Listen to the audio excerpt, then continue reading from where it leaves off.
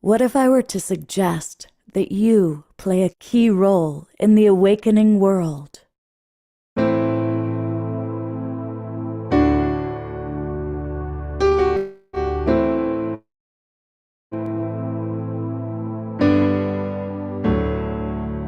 And that you are watching this because you have heard the call.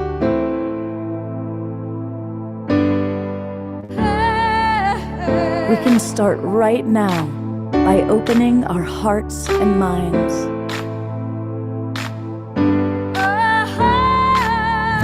Welcome to the awakening world.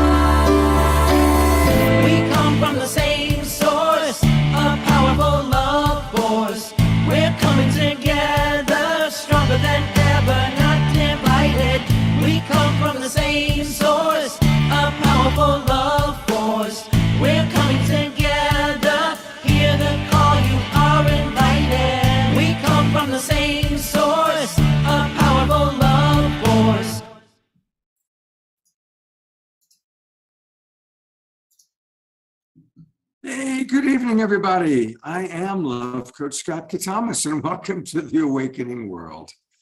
It's June. My gosh, the year is flying by, and we're kind of launching a whole new season tonight. Now, what we always like to do, because I know that right now it's not a regulars watching, is start the new season 1 month early so that new people joining get 4 months instead of just 1 month. So that's why we do it that way. And so we want to do something kind of special. So tonight is a greatest hits night. And I see that beloved brother Omashar made it. So welcome, Omashar.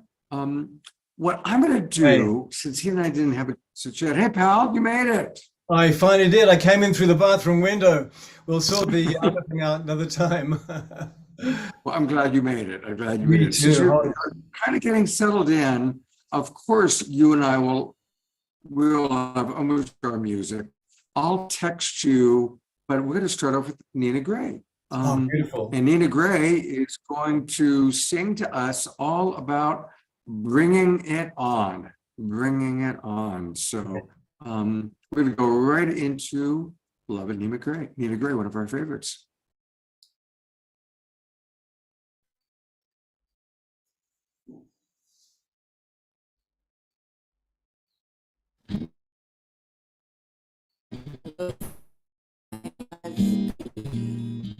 So good to be here with you tonight. Song, bring it on.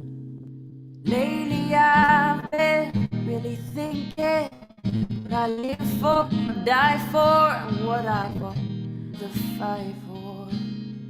Voices whispering, babe, it's time for you to stand up. It's a new world waging an old war. As a child, I couldn't understand the villains, why they're killing what they can't comprehend. I can recognize the blind cannot see clearly what they're doing.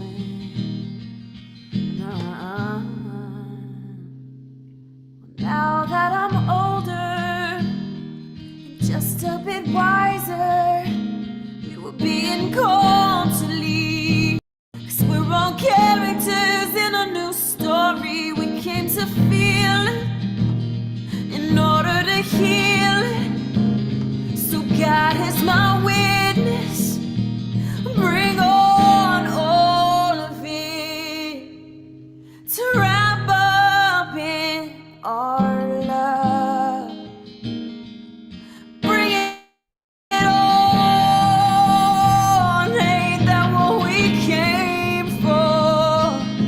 To wrap it up in our love. Yeah, bring it on.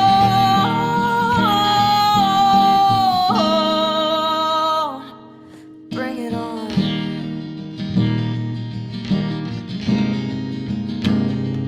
Bring it on.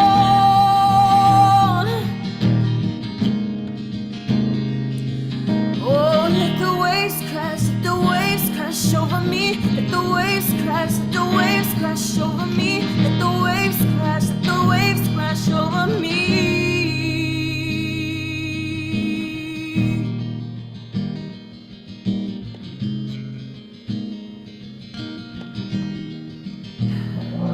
Our time is now, now, now, now. Mwah.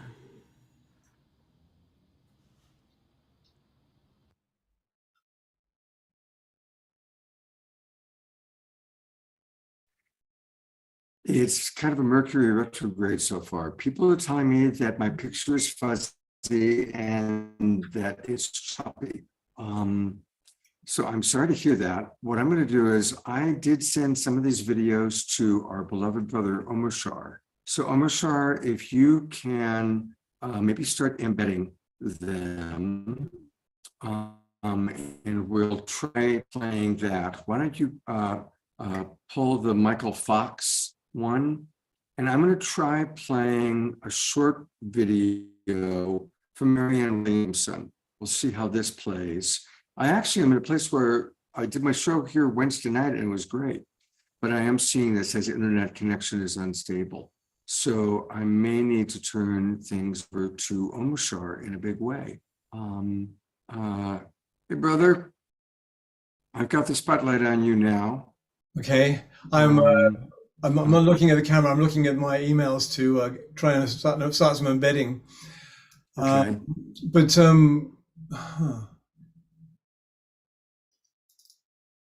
All right. Uh, So I got okay, Michael well, Beckworth.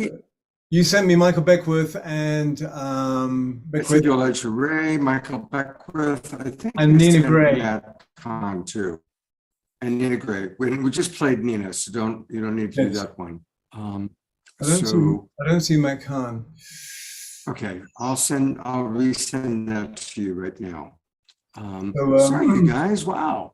I'm going to try a prayer for Marianne Williamson while Omoshar does that. Omoshar, I'll send you a couple more right now. It'll take a moment for them to get to you. And let's see if this prayer from Marianne Williamson helps us to have a better internet connection.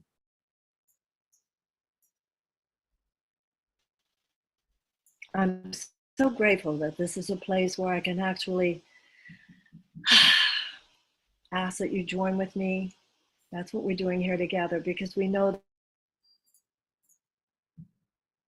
that the most creative place is not just in the mind, but in the heart. And that has already been said here tonight as well. And so let's all take a deep breath and close our eyes. And see in the middle of our mind a little ball of golden light. And we watch this light as it expands and covers the entire inner vision of our mind. And into this golden light we step, standing in the presence and before the power of the great creator of all things. We atone in our hearts, not only on our own behalf, but on behalf of our nations and our world, for our lack of love. And in this moment, we are ready to begin again.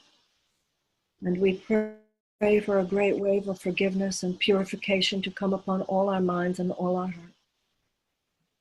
As we now gaze into a different and possible future in which all are fed, all are nurtured, and all are loved.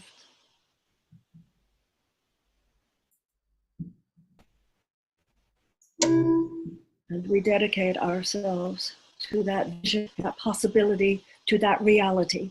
We pray to be used in our own ways assigned, that our hands, our feet, our steps,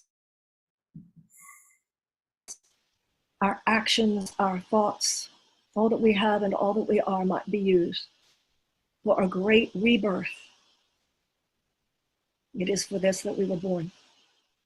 It is for this and to this that we dedicate the rest of our lives. And so it is.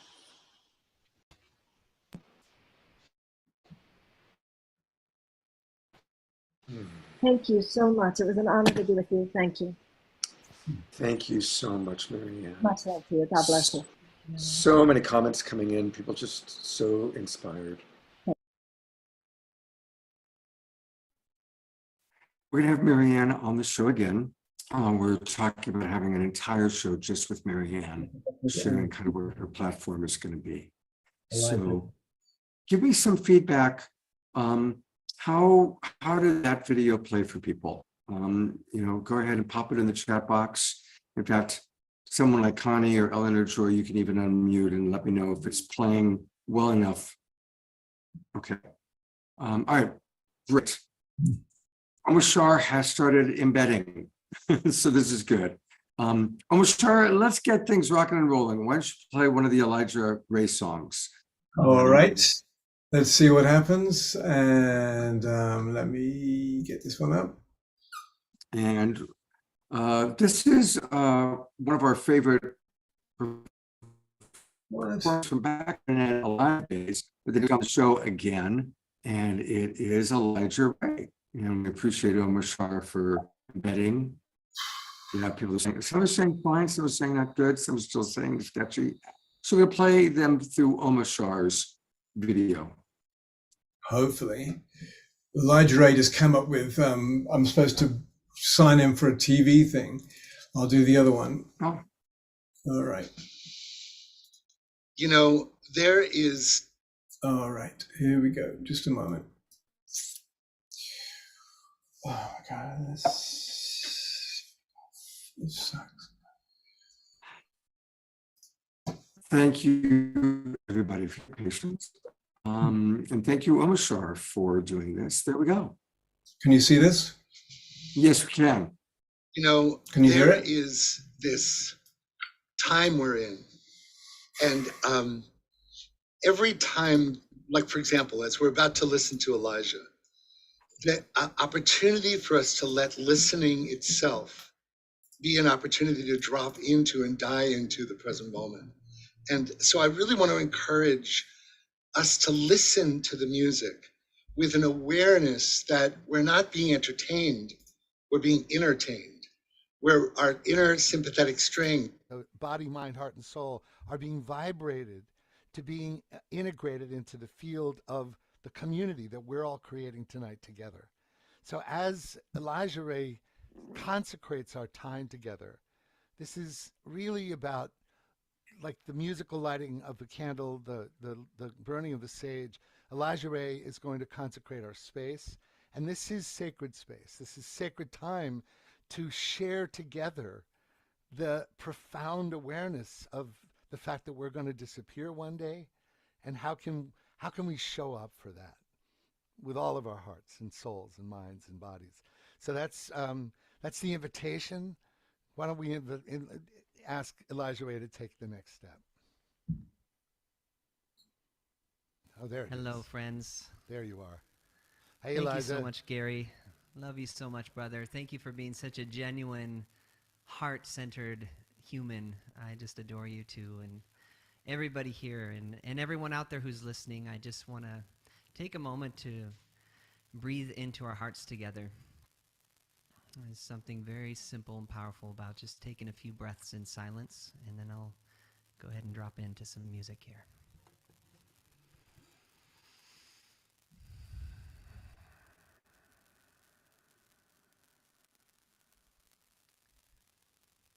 Just while we take these 3 deep breaths, I want to invite everyone who's listening to just fully arrive where you are, right where you are.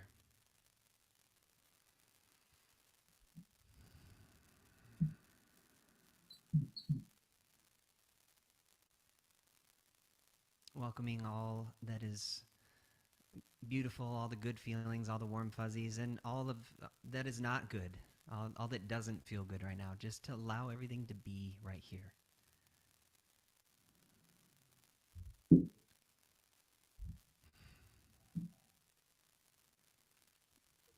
I'd like to open with a song that I wrote about grief. And I realized that grief was actually like a lonely lost friend that didn't have anyone to talk to and felt really alone and really far away. And so I wrote a song to that grief, as though it were a loved one or a friend. And it's called More Each Day.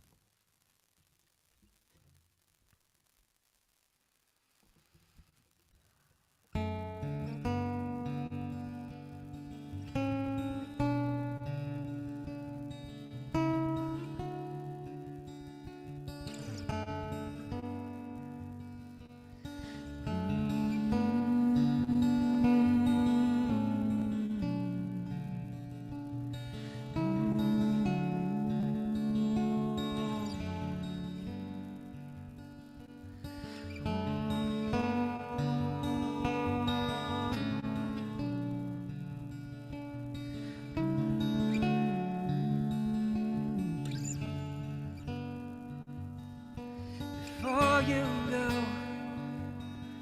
look me in the eyes, and I will show you paradise. And if you're leaving tomorrow, let me say that I will love you more each day.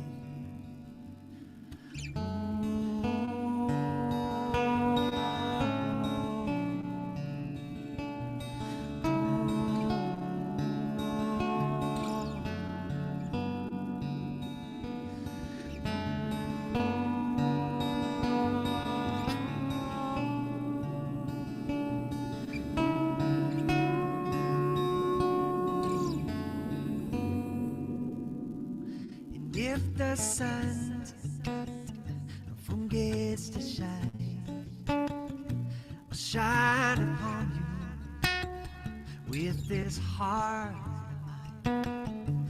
And if the strong winds are blowing all around, yeah, just sing this song, yeah, and find your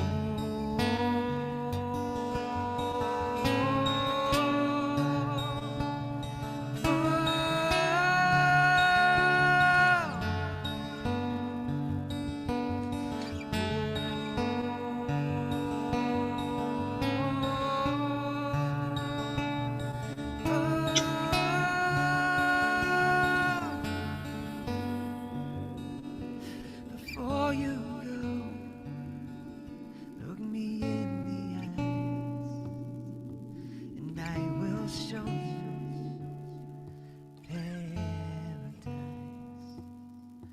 And if you're leaving tomorrow, let me say that I will love you more each day. Yeah, don't you worry, babe, about your pride. I'll walk beside you whenever you ask. And yes, I know we must go our separate ways, but I'm still gonna love you more each day.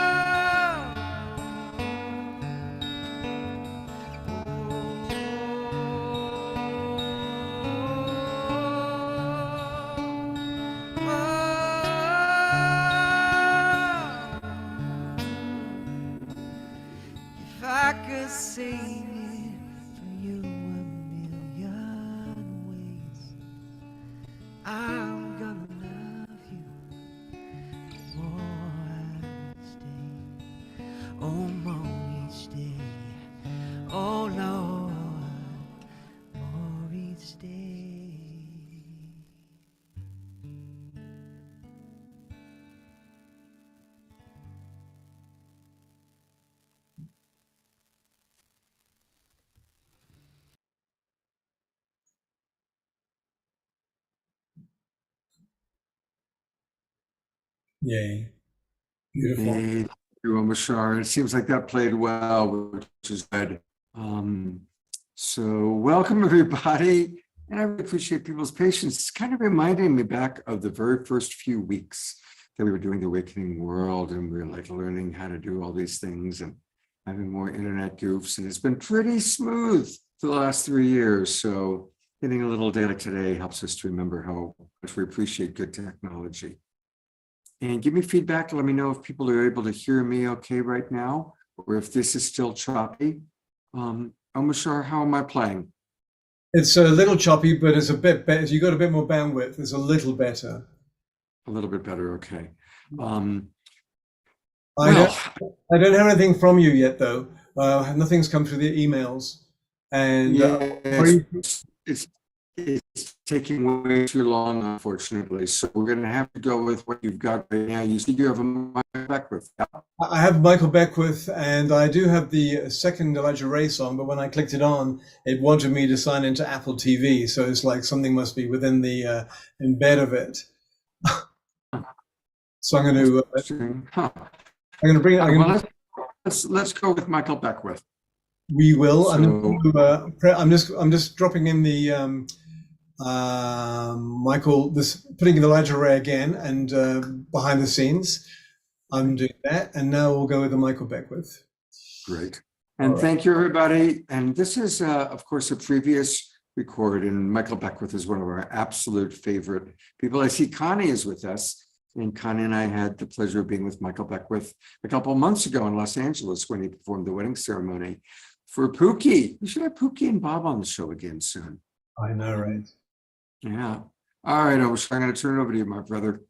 Okay, let's see how we do, brother. Oh, where's my screen share gone?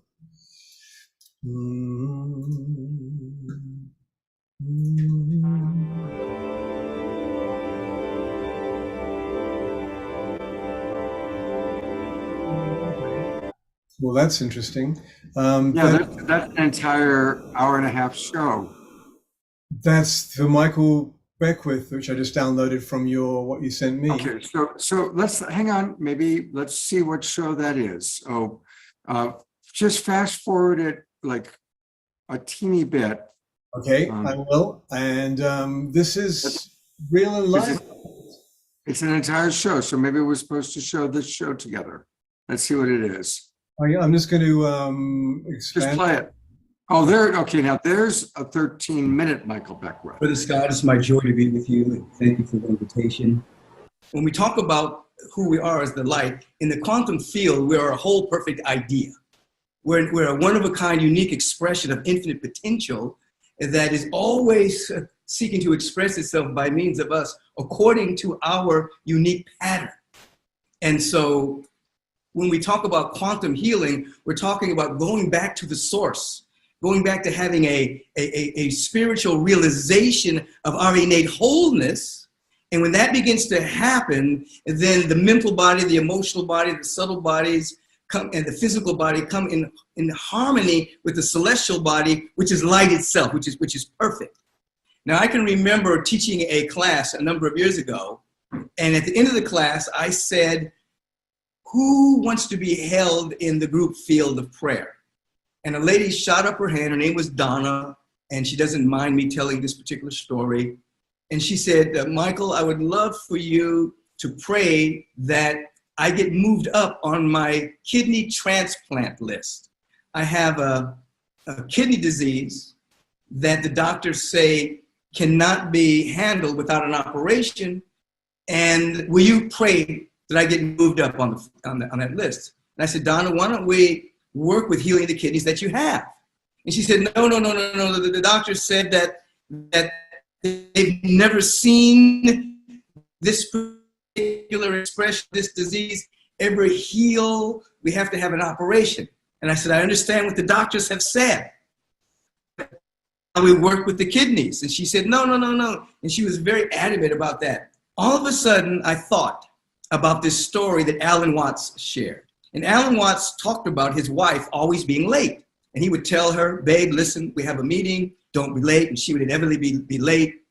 He would lie about the time, says we need to be there at 6. when we really needed to be there at 7, and she would find a way to be late. And then one day he was in New York City, and he said, let's meet for lunch. But I remember, I have a meeting. She was late. And so he's watching his mind go crazy. She's always late. She doesn't respect me. She doesn't respect my time. And then he heard the mind chatter. And he said to himself, my wife loves me. She respects me. She just has a casual relationship with time. He said, I'll take this time to meditate. While I'm waiting, I'll meditate. While I wait, I'll meditate. I heard that story in my mind. I said, Donna, while we're waiting for the transplant, why don't we try to heal your kidneys? And she said, yes. So all of the anxiety and all of the energy dissolved. And so then I asked the class, I said, how many of you today woke up and became very grateful that your kidneys are working? No one raised their hands. And so I said, this is what I want you to do. Every time you use the restroom today, I want you to bring Donna into your mind, and I want you to tap into the field and see her wholeness. We called it the PP prayer, praying while peeing. And we had the whole class do this. Donna, I gave her a book, and in the book, there was a chapter on physical healing. I told her, and it was a particular emphasis on the kidneys as a way of distilling toxins. I told her, read this book every single day and to begin to have a feeling of her own wholeness. So approximately a month later, we're meeting for their oral examinations, and Donna raises her hand very enthusiastically, and she says, my kidneys spontaneously healed. She went to the doctor, everything checked out. They wanted to do a slight operation on her to see why she forbid it. And to this day, and that was over 10 years ago, her kidneys are working. So what do? We allowed her to relax by having no attachment to an outcome.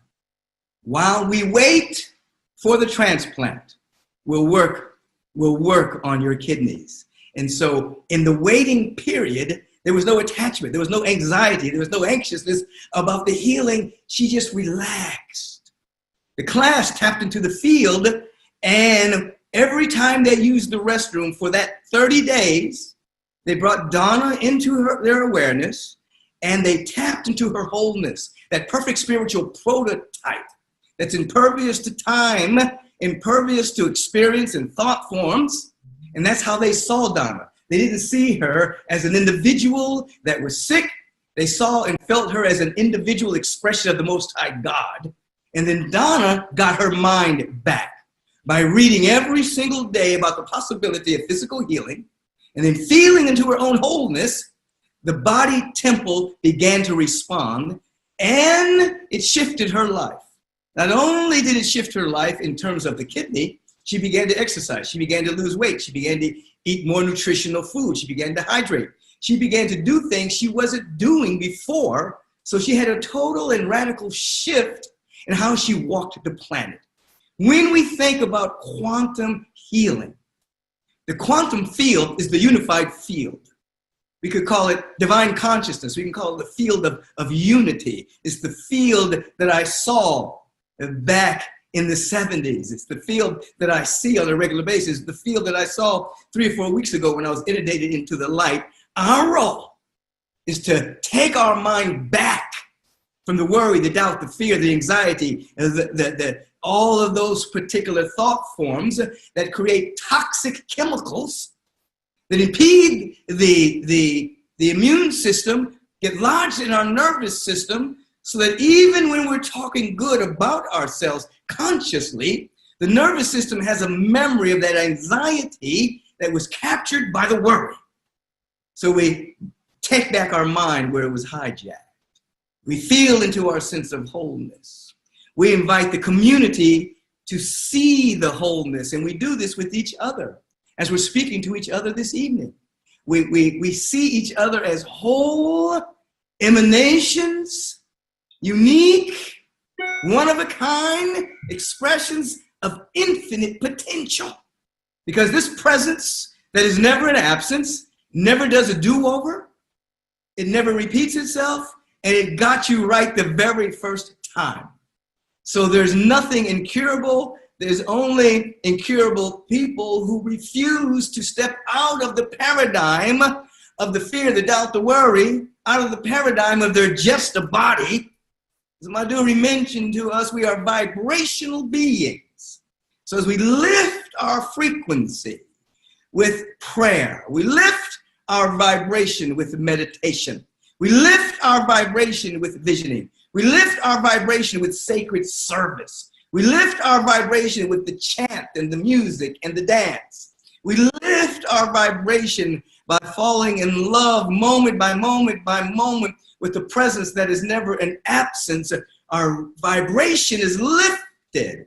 We stabilize that lift with practice. We integrate the lift with practice so that there's an integration that takes place with every insight that we have coming from the quantum field. And then our life changes. Sometimes moment by moment by moment over a period of time. That's called Kensho. Sometimes immediately. That's Satori. So between the movement of Kensho, a slow burn of cleaning up the filters, and the immediate Satori of, I got it, oh my God, it's happening now. Our life goes on an arc of unfoldment, of which we are participating in. We're at the stage of our evolution. We're at the apex of an old form of evolution, the beginning of a new stage of evolution.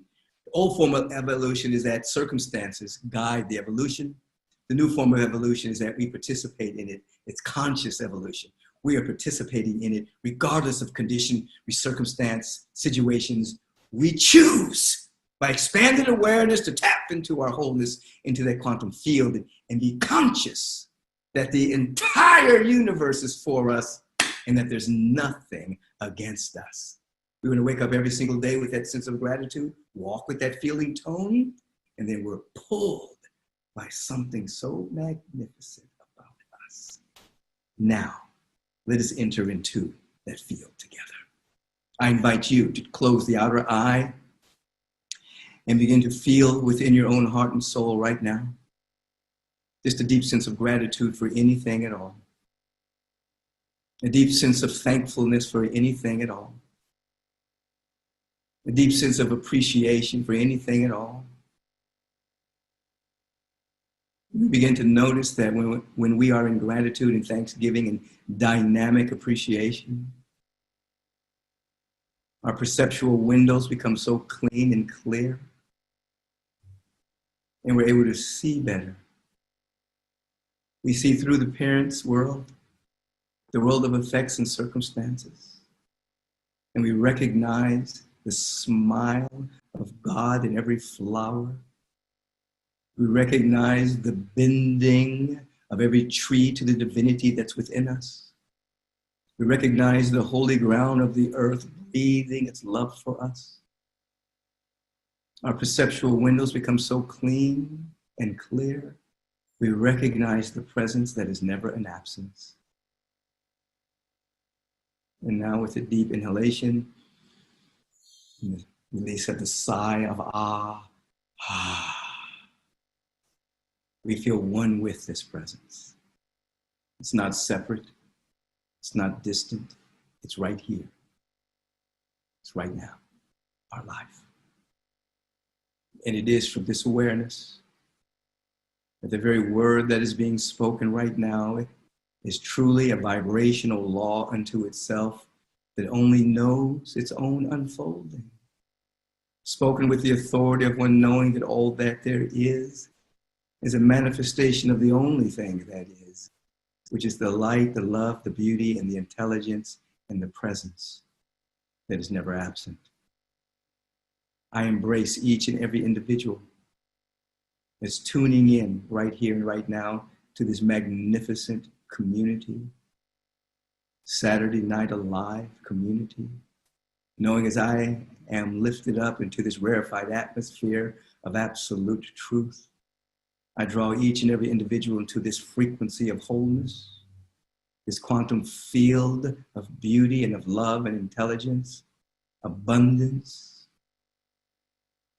that we feel all of our needs met. We feel divine health and wholeness and well-being. We feel transcendent knowledge becoming active within us, creative intelligence. We feel duly supported, connected, and never neglected. We feel it in our bones, in our soul. And we come back again to giving thanks that it is already done in the quantum field. It's already done in the mind heart of the infinite. Now, we're allowing it to be done through us. And we're allowing it to be done as us. Our bones cry out, it is, therefore I am. It is, therefore I am. It is, therefore I am. And so we let it be. And so it is. And so it is. Amen.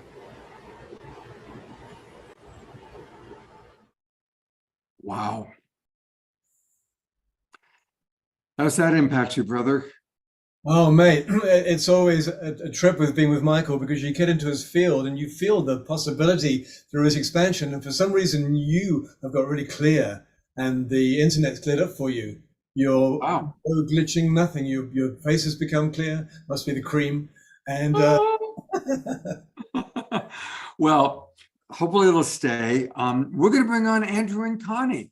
I'm still going to call them our newlyweds.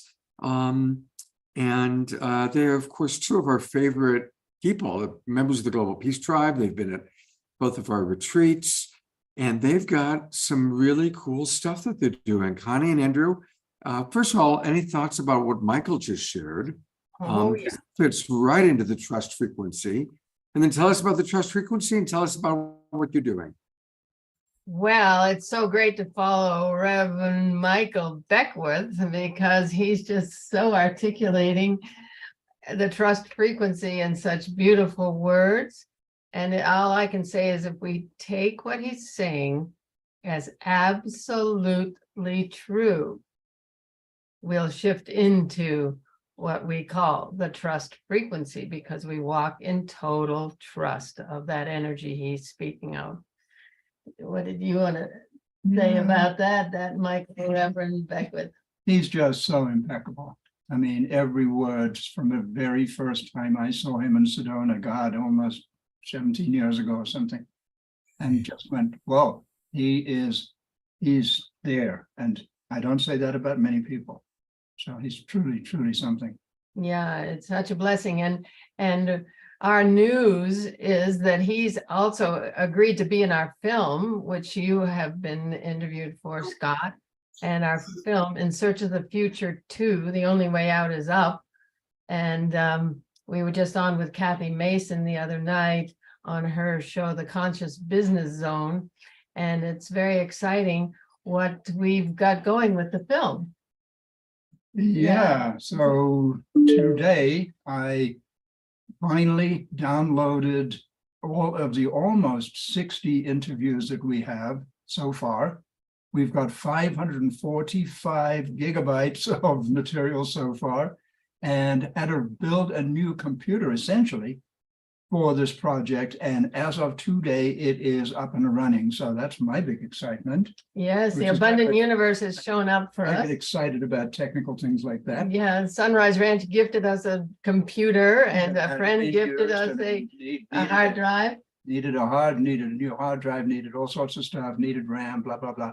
And it is rocking right now. So that's exciting for me. Yeah, and we just got Emmanuel Kunzelman and Laura Rose have just donated a very generous donation to our film so that we can get to Australia for bringing in the Aboriginals. We've just had a great conversation with Dan Atkins over there, who's very connected on a deep soul level with the Aboriginals.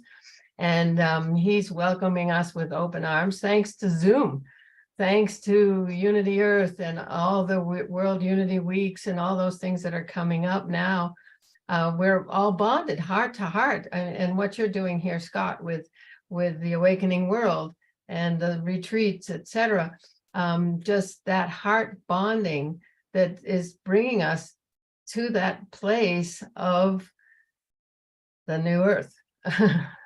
So it's just really exciting. And so we do need more funding to get us on the ground, boots on the ground, etc., in Australia, and getting this film done. But we've had lots of great response to our GoFundMe.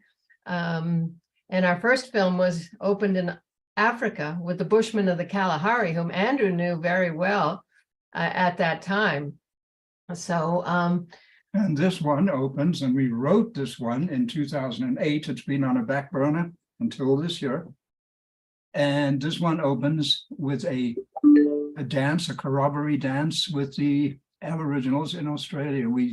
Something about going to the world's oldest original humans and to see what message they may have for the rest of us who think we know it all, and that maybe that we've forgotten something. Well, yeah, and the Aboriginals live in that songline space. I mean, it's a total metaphysical space that they live in, and they're ready to share it. Dan said they're ready to share it. So Andrew's hoping to get a real corroboree dance. They're mostly doing it for the tourists now, but we'll see what unfolds. But it's very exciting for us because it's been on his bucket list, and looks like we're going to get to go. And Linda DeHart has donated air miles for us for my ticket, and Andrew had air miles for his ticket. So the loving universe is suiting up and showing up for this film. Beautiful. Well, let's all take a moment as we look at Andrew and Connie, and let's just do a global peace tribe prayer for them. Maximum grace for Connie and Andrew and their absolute important projects. Maximum grace that they will attract support, financial and in other ways.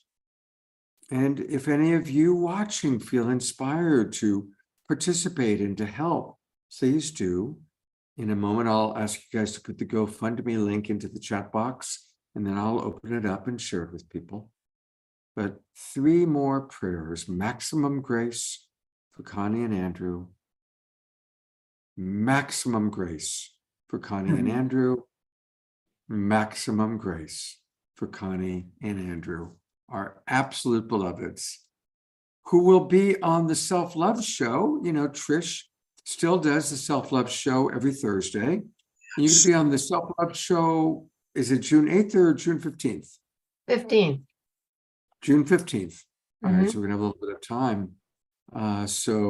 Let's definitely, and you know, the Self-Love Show is a great show, everybody, to watch. It's Thursday mornings at 10 o'clock. Trish has been doing it since the very start of the pandemic. How's my sound, by the way? Am I playing? No, perfect now. For some reason, it's just become like nothing's changed. It's perfect. Amazing, amazing. So maybe you could even play something as well. Well, we'll see. Maybe I'll do a little short something to see if it works.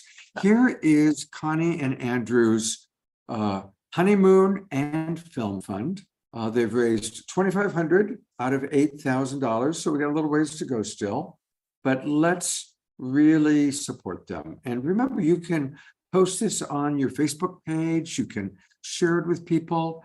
And let's get Connie and Andrew's film finished. Because it's really, really important. Let's get us to Australia. That would just be the biggest blessing. Oh, Scott, thank you so much. Thank you so much. And Absolutely. on the Self-Love Show, guys. on the Self-Love Show, on we're June bringing 15th. our, pardon? Self-Love Show, the 15th, 10 in the morning, right? Yeah, and we're bringing our Dance of Souls in the trust frequency, and it's a process-oriented show. And we have an online course called the Dance of Souls, and I'll actually put in the chat a 50% discount coupon for our online course. That's a great way of supporting us, guys, is taking the course. So we'd love to encourage that by putting in a 50% discount coupon for our Dance of Souls. So which brings in exactly what Michael was just talking about, that everything happens for us, not to us. It lifts us out of victim consciousness into beloved, into knowing how loved we are by the conscious loving energy that he was talking about. And we call it the conscious loving universe. So, so yeah, thanks so much for having us on. Love you guys. Stick around. We've got some fun stuff coming up. See you soon. Oh, yeah. Yeah. All right. Well, I'm glad that I'm playing a little bit better. I do want to read a couple of comments that have come in. Doug May wrote something beautifully. He said, I had a flash this afternoon.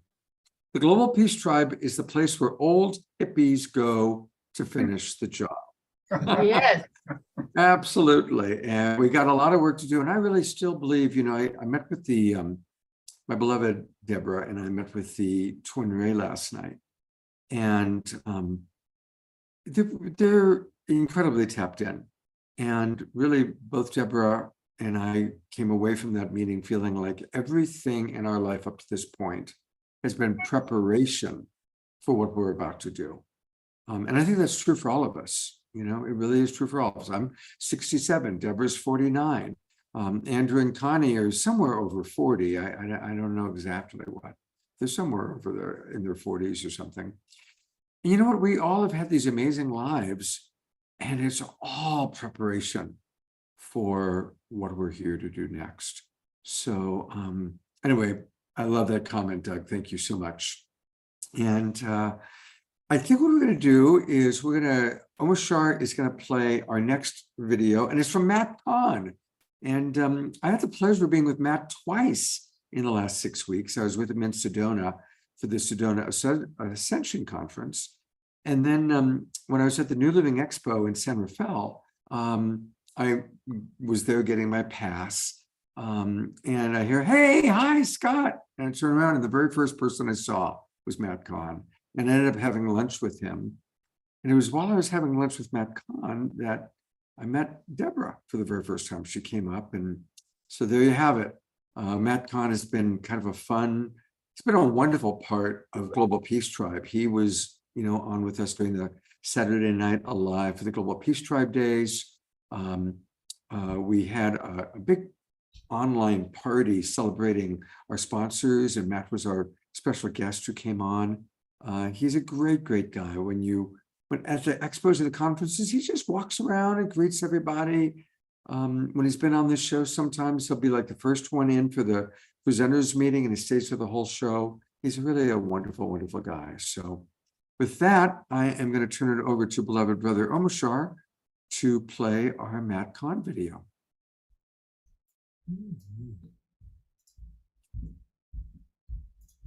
And so, Matt, thank you again for all the books, all the YouTube videos that you've created, all the travels and the lectures, all the ways that you also have helped light the way for us. And thank you for being with us tonight.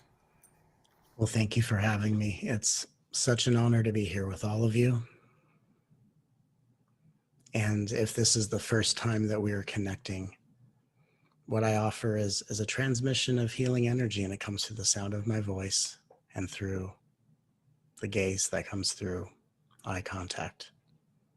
And I offer it to the world because we're at a point in history where it's not just about the big and bold ideas that we consider, but to actually feel the direct experience that this awakening consciousness is bringing to all.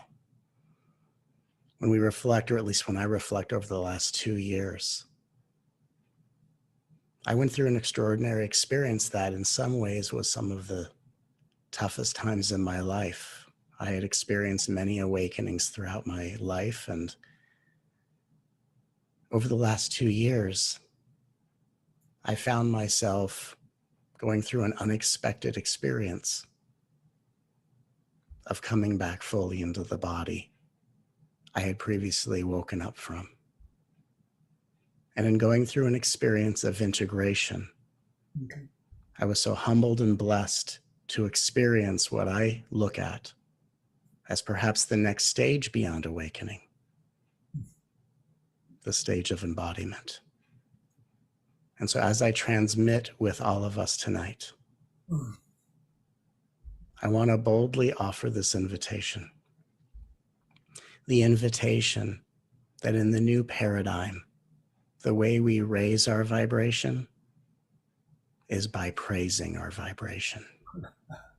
And that just as much as we are all way showers and anchors of light, and we are living in a world where the collective aspect of humanity is just discovering unity consciousness, or awakening out of the limitations of individual perception and realizing the interconnectedness that unites us as one. But what I find equally fascinating is also, what are the beings who already have that spiritual orientation? What's their awakening?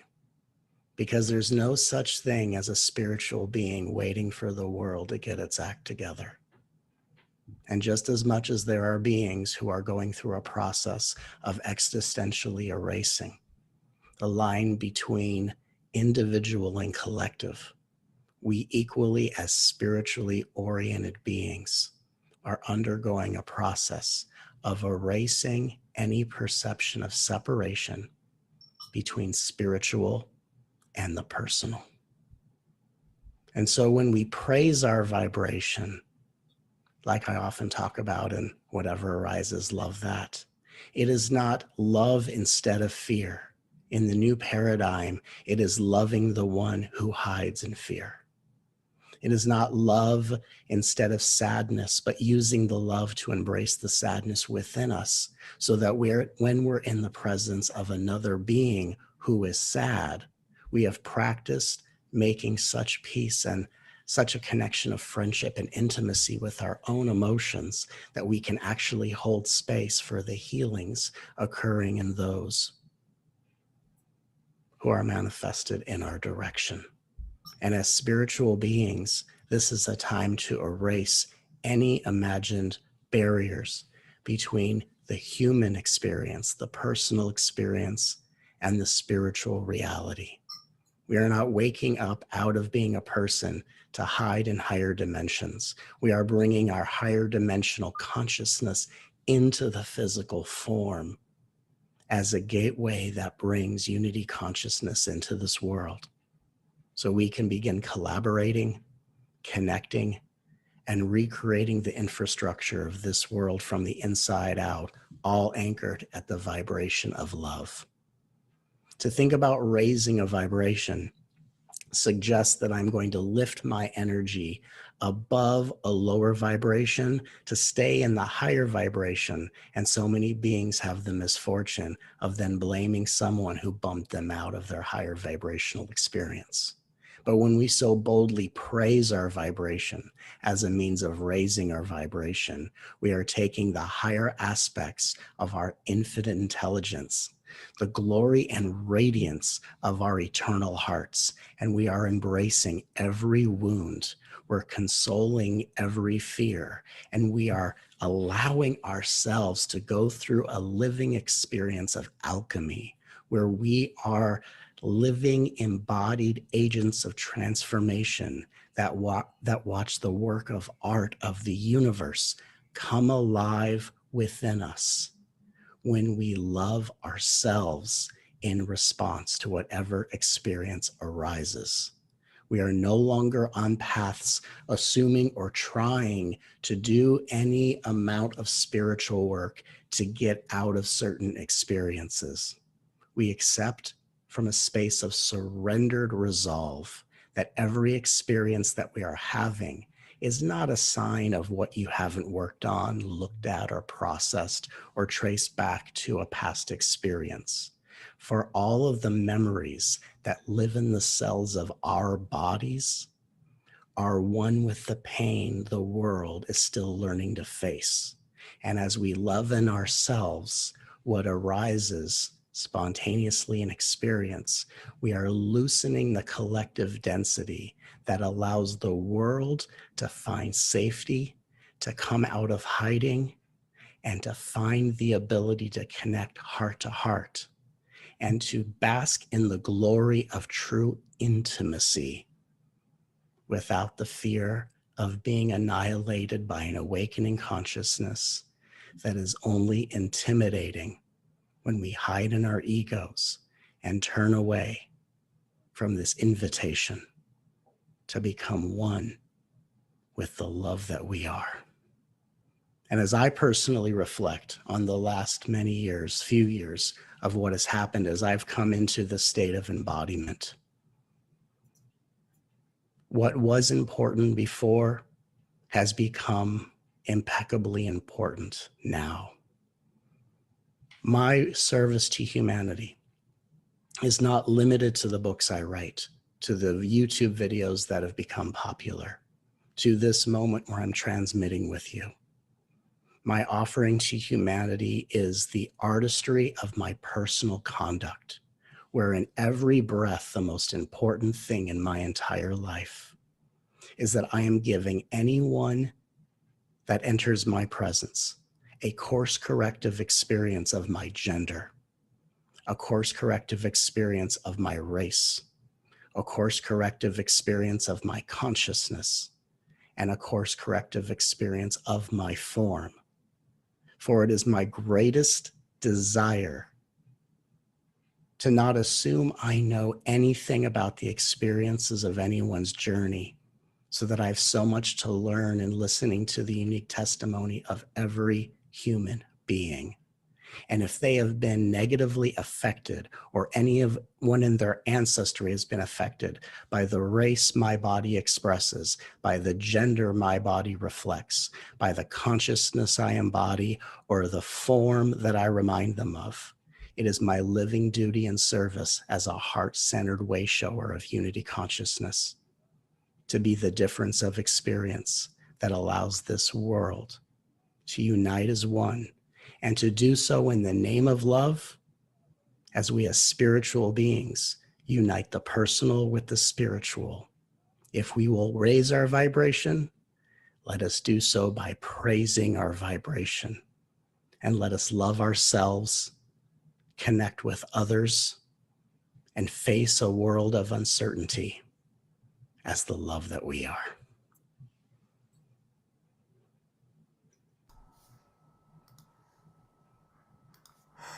Boom. Boom. That's a big boom. Thank you. And just really quickly, I just want to say that it is my living testimony, my awareness, and my suggestion that there is a way in which we can resolve every degree of unprocessed pain and darkness, but from the most loving standpoint, because that's the difference between consciousness and unconsciousness. And there is a way, as Neil so eloquently talked about, pure love. And then, of course, here is the follow-up, and we are all here to learn the new way of being. So, and again, Scott and Deborah, both thank you so much for this invitation. Oh, Matt, thank you so much for being with us. And Matt's going to be back on The Awakening World on Saturday night, June 10th. But between now and then, to discover all things Matt Kahn, it's All things Matt Kahn. all things Matt Kahn. Let's do it. Because you deserve more love, not Thank less. you, sir. And it's at his website. It's mattkahn.org. And he spells it MATTKAHN.org. And his books are wonderful. I love his books. I can remember I was at Wilbur Hot Springs when I first read Whatever Arises, Love That. And I was there because I was in a hard time. And that book really helped me, Matt. So anyway, thank you so much for being with us. And Thank you. It's this an honor. incredible transmission. Thank you. Oh, thank you. Here we go. Well, thank you for playing that one, Omar Shar. My pleasure.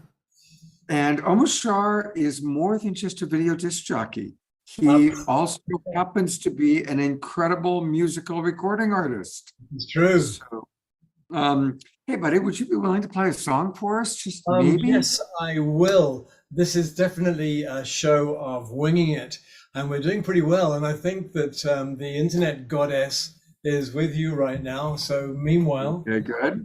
I have a song. It's about internet connections. So here we go. That was a joke.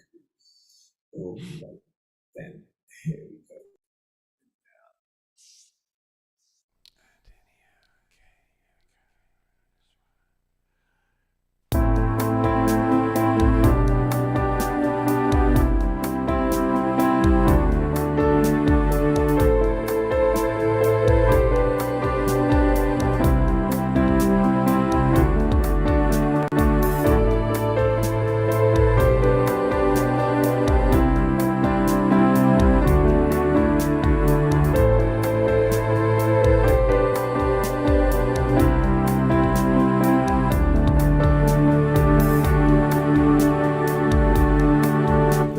of love has come,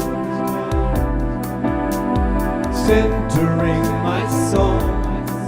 Amazing things abound. Now we've reached our goal. Celebrate your liberation. Shine your love throughout the world. Consciousness proceeds through being. I am here, I am now. I will light the way.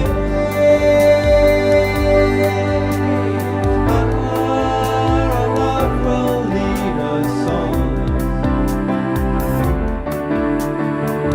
Our love will clear the way. Our love will show the world.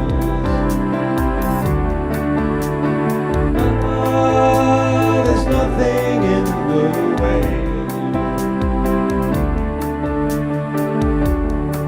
Let go of stories old and walk into the new, free to be at last. So stand up and be true and celebrate your liberation. Shine your love throughout the world as consciousness proceeds through being. I am here, I am now, I will light the way. Our love will lead us on.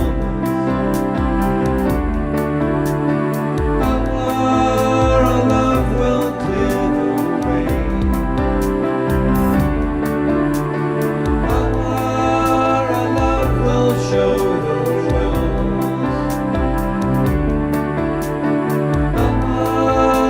There's nothing in the way. The light of love has come, centering my soul. Amazing things abound. Now we've reached our goal. Celebrate your liberation. Shine your love throughout the world. Consciousness proceeds through being. I am here, I am now, and I will light the way. Our love will lead us on. Our love will clear the way.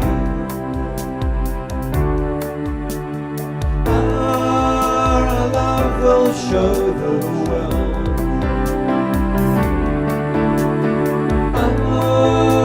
There's nothing in the way. Our love will lead us on. Our love will clear the way.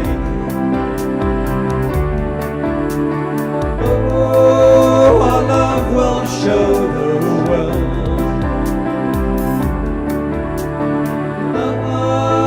There's nothing in the way.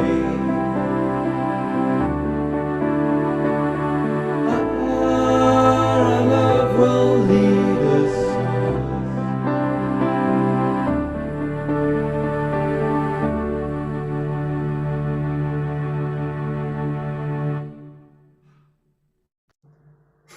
Mm. Yay. Thank you. It's interesting because I get little blue indicators to say someone's joined in the waiting room, and my mind goes, do I play or do I let them in? I'm trying to let people in at the same time too. People are We're coming we're in. multitasking and we're doing a darn good job, brother. We are. How's my internet? Is it good? It's great at the moment. All right, good. Well, that's just in time for me to remind everybody that we want to support Omashar. And we do that by going to his website, omashar.com. That's easy to remember, omashar.com. And we want to buy his albums, and we buy his albums from Bandcamp, because Bandcamp is how he gets the best Remuneration. remuneration. Thank you. Portion of funds your way. So please do support our beloved brother Omashar. Thank you. I am going to try playing a video in a moment to see how it plays. But before I do that, I want to invite those of you who are watching on Facebook and on YouTube to come join the Global Peace Tribe. And today's the perfect day to do it, because today is when we're launching 4 months for the same amount. In other words, if you register to join the Global Peace Tribe, you're going to get the Zoom room links to all of our shows for the next 4 months. So it's a really good time to do it. And for people that register at the $75 level or higher, you can bring 2 of your friends along with it. We want to really grow our Global Peace Tribe. So it's easy to do this. Just go to globalpeacetribe.com, globalpeacetribe.com. And you can learn all about who we are and what we do, all of our different shows. And then click where it says register for the new season. And that'll take you to our brand new registration page. And again, you're going to get the links to all of our shows for the next 4 months. And so, for example, if you missed it on Wednesday night, we had, for those of you who remember Bewitched and I Dream of Jeannie, we had our own version of it. What's it like to be happily married to an Arcturian intergalactic channel? And then this is tonight's show, where we're showing some moments, favorite moments and favorite luminaries. And then tomorrow, we're going to have a really important show where we're going to be talking about resources for people who are dealing with addiction and compulsion. And we've got some of my favorite experts in that field who are going to be with us. Yeah, I think tomorrow's show is going to be a really good show, because there are so many people hurting in the world, and so many people who don't have a spiritual path to go on are going down the other paths. And so it's a really important show. Yeah. You know, I'm sure we all have compulsions. We all have sometimes what becomes an addiction. It might be something as simple as a tub of vanilla ice cream at the end of the day, or it might be something that has more dangerous consequences. And so what's beautiful about the conscious recovery pathway that we're going to be talking about tomorrow is it's not about blaming or shaming people. It's about understanding that we're all human. We have this pleasure center in the brain that remembers how good that ice cream tastes at the end of the day, and how to manage our addiction and our compulsion with a lot of love and compassion. It's amazing. I'm really looking forward to their perspective, because when I was going down my, let's say, addictive blind alley, it was my spiritual path and my spiritual practices which overlighted or overshadowed the addiction, and that's what pulled me out. And what I then I had a comparison. Do I want to be a nonghead with an addiction? Oh, nonghead, I don't know how to rephrase that. Or I had the comparison of the light streaming in me through me when I was on my path and meditating, and it was a choice I had to make, you know, do or die. And so yeah, spiritual path made it apt for me. Yes, absolutely. And honestly, when my wife passed away, I went through a period where I was drinking too much alcohol, and one of our guests tomorrow, TJ Woodward, was my coach. And he helped me through a really dark time. And I'm happy to say that I am now almost never drinking. And certainly the compulsion part, the addiction part is long gone. So, you know, we all go through those times. And if we don't have the support, it can not be such a good result otherwise sometimes. So, yeah. So do we also going to be, carry on? Most of us know somebody also that's struggling. So again, tomorrow's show is going to be good for, even if we don't have, if those watching don't have a compulsion, but most of us have friends. And we're going to be talking about how to manage supporting our friends, not going into blame or shame, but how to really be supportive. So, all right, I am going to be sending you a Michael Beckwith video in a moment. It's just about ready to pop. Okay, And so the Deepak has downloaded, and I have that ready if you'd like that. If oh, we you like. do? Okay, great. Let's do It, Deepak. yeah, it took a while, but Deepak, he goes into things in intricate order, so it was basically like that. So Well, what's interesting about this particular segment, Omashar, and for everybody, is you remember that the segment we just saw with Michael Beckwith was him talking about quantum healing. This is from the exact same show about 2 years ago, maybe even 3 years ago on the Saturday Night Live. And this is Deepak talking about quantum healing. So we have both Michael Beckwith and Deepak talking about quantum healing. So let's hear what Deepak has to say. okay. Hello, my friends. I'm so happy to be with you again. Today's topic is quantum healing. And I believe there are a lot of luminaries participating. So very happy that quantum healing has become mainstream. So before I say anything, I should just mention that I originally used this word in 1988. I originally coined the expression quantum healing with this book that I wrote in 1988. And it was vilified, it was criticized by mainstream, and I was attacked by many people for using this phrase, quantum healing. Since then, Dr. Amit Goswami has used this phrase. Dr. Amit Goswami is a physicist, and now many years later, 1988, so it's 2022, so we can say 30 years later, quantum healing has been reissued with an introduction by Dr. Rudy Tanzi, who is a geneticist at Harvard and a neuroscientist. With all the knowledge that we have today about epigenetics, I think we can say quantum healing has become mainstream. But most people don't actually understand that the phrase quantum healing is used metaphorically, as is everything that we do in science. Scientific explanations are models for experienced reality. And experienced reality comes only in the form of sensations, perceptions, images, feelings, and thoughts. Once again, every experience you have is either a sensation or a perception or an image or a feeling or a thought. And of course, these have their source in pure consciousness. So if we understand consciousness as the ontological primitive, then we realize that everything that we call a physical entity is actually a phenomenon. Everything that you call a physical entity is a phenomenon. So my body looks physical, but it's a phenomenon. It's an intermittent stream of sensations, images, feelings, and thoughts. That's all it is.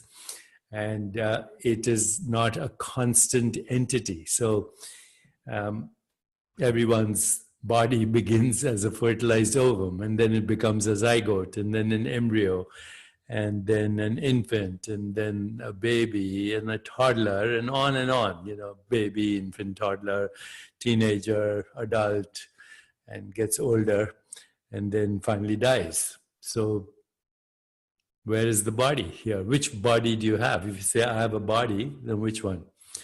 The body is an activity. It's a verb. It's not a noun. And the experience of the body is an intermittent stream of sensations, images, feelings, thoughts, period.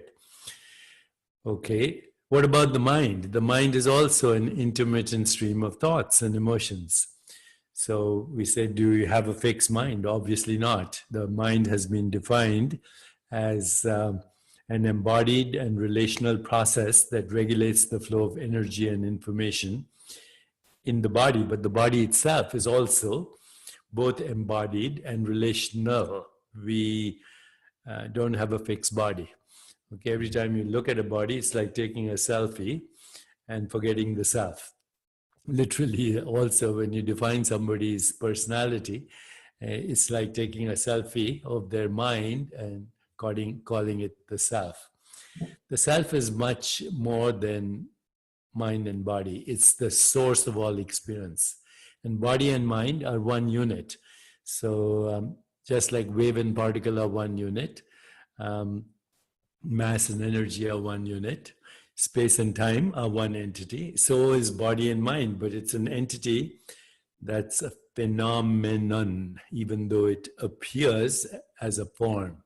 So this is true, by the way, of everything. Every form is a phenomenon, and every phenomenon, at least as far as our biology is concerned, is the arising and subsiding of an intermittent stream of sensations, images, feelings, and thoughts. And once we understand that, then we can also see that these experiences, this is what we call experience. Sensation is an experience. Hardness, softness, brightness, color.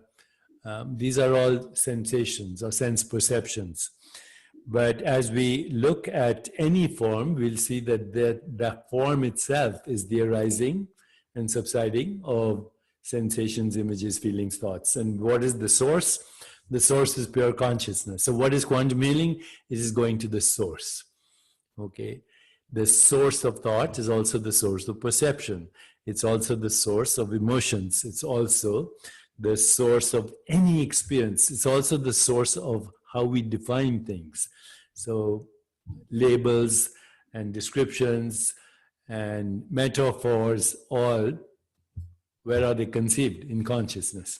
So consciousness conceives, governs, constructs, and becomes everything that we call reality, including the reality of our body and our mind. And when we go to this source through meditation, and there are many ways to meditate. My new book, Total Meditation, goes into the whole range of meditative practices, including self-reflection, self-inquiry, understanding the role of emotional intelligence and self-regulation, understanding the meaning of joy, empathy, compassion, love, truth, goodness, beauty, harmony, but most importantly, understanding that when we go to the source of thought, then we encounter the source of all experience. And if we don't interfere with that, that is the source of what we call quantum healing. Now, in physics, of course, the word quantum means the smallest indivisible unit of energy, in which waves of energy are emitted or absorbed. But using it as a metaphor for the body, a quantum of experience is what we call a qualia, quality of awareness. So colors, shapes, forms are all qualia, as are tastes and smells and textures and sounds, but also emotions, thoughts, feelings, and even imagination. They're all qualia. Qualia means qualities of awareness, which means awareness, pure consciousness, modifying itself as those experiences. By modifying our experiences in the direction of truth, goodness, beauty, harmony, love, compassion, joy, equanimity, but most importantly, through transcendence of all experience.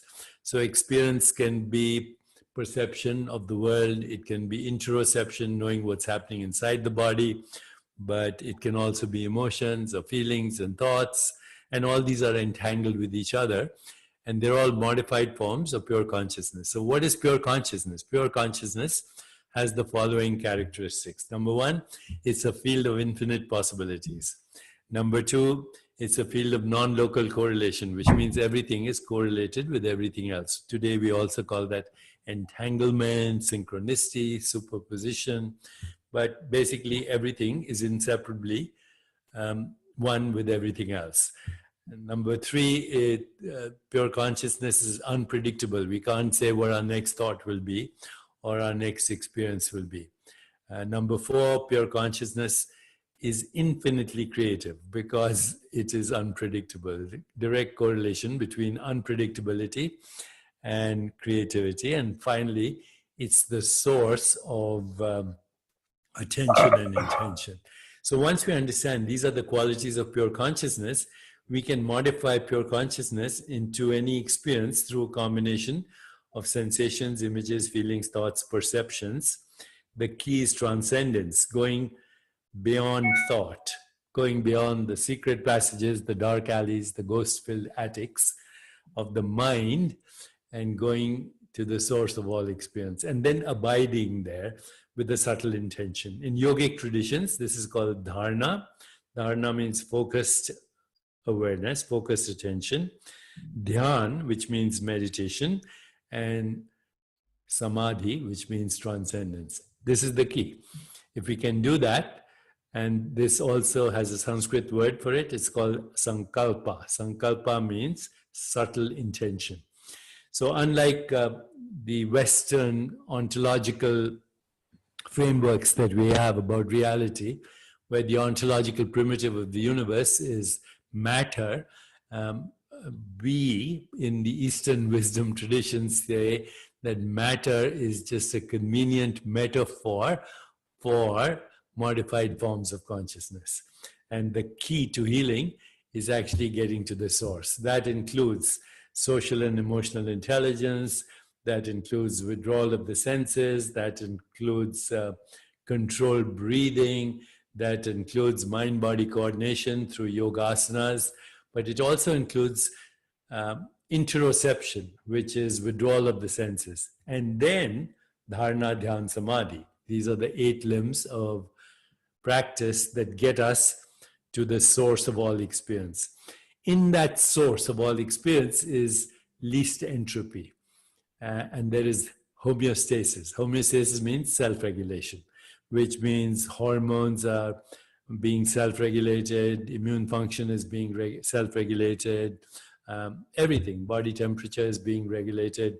So if you want to use a simple word for quantum healing, it would be the return to the memory of wholeness, or return to homeostasis, or return to source, or return to the presence of being.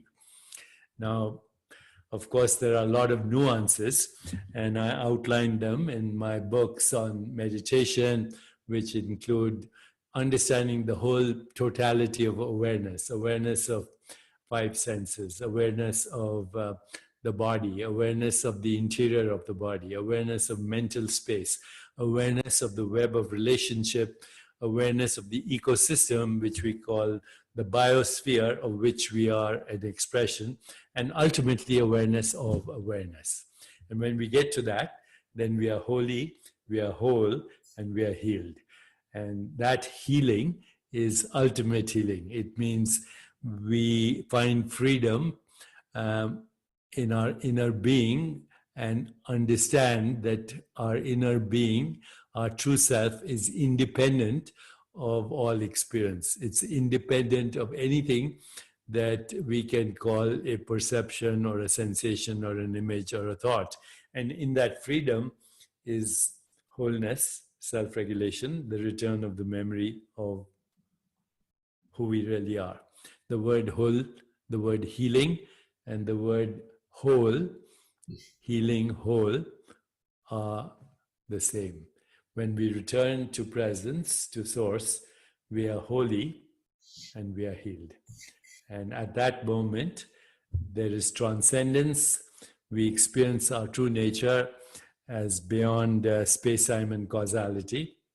We also experience the emergence of Platonic values like truth, goodness, harmony, and we lose the fear of death because the true self is not subject to birth and death.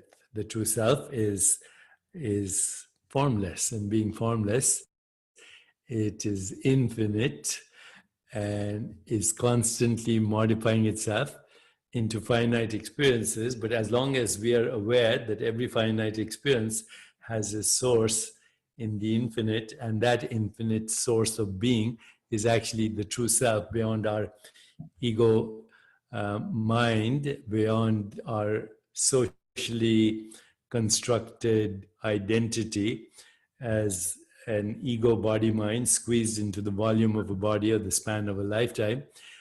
When we go beyond that, we are healed. That's what quantum healing is. So all the best, my friends.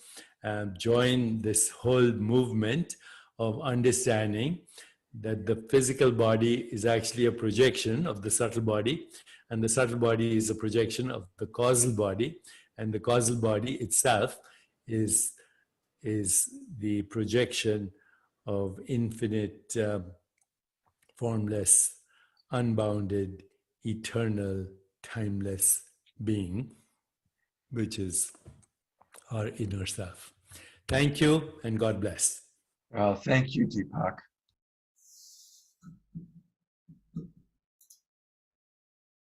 Oof. Right. I mean, even Deepak got a little bit lost with his own wisdom. Kind of, sort of. What I was thinking, because I've seen that before. However, each time you see something, you have a fresh mind, or you've expanded. And I followed most of that, you know, right into the unseen, and that comes more from my meditation practices. I've been struggling with them lately. I meditate 2 or 3 times a day, but I've been struggling to get into that total silence. But what he speaks about from the unformed being, you know, I get it. I get it how it is, and so I pat myself on the head for maybe getting 60% of that, whereas before I got 40.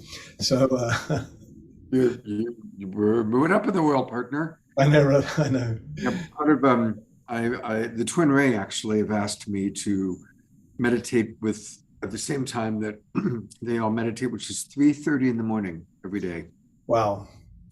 And Deborah's been doing that, so she's like, "Yeah, absolutely, it's easy." And I'm like, so I made a 30-day commitment to get up and meditate at 3:30 in the morning every day for the next 30 days. That is awesome, and I also know that at that time of the day, it's a peak time for silence, etherically, and with everything that's going on around you. So I'm looking forward to see the brand new shiny Scott. So. We're working on it. We're working on it. Yeah. All right, I'm gonna see. How's my video so far? Am I still? Okay, I'm going to try playing a video. Originally, I didn't think I was going to be here today. And so I asked Omashar to pick which presenters he wanted to see. And of course, you know, Michael Beckwith and Deepak Chopra are obvious, but I was really intrigued that he chose one of our next generation presenters, which is Arika Briones. And this is actually from a recent show that we did, all about sacred sexuality. And I had my old friend, Annie Sprinkle. Annie and I went to junior high school together. She went on to become one of the foremost voices for the sex positive movement. And I've had on the show a few times, Erika Briones, who's very honest about her relationship to the sex positive world. And so it was really fun having kind of the older generation and the next generation.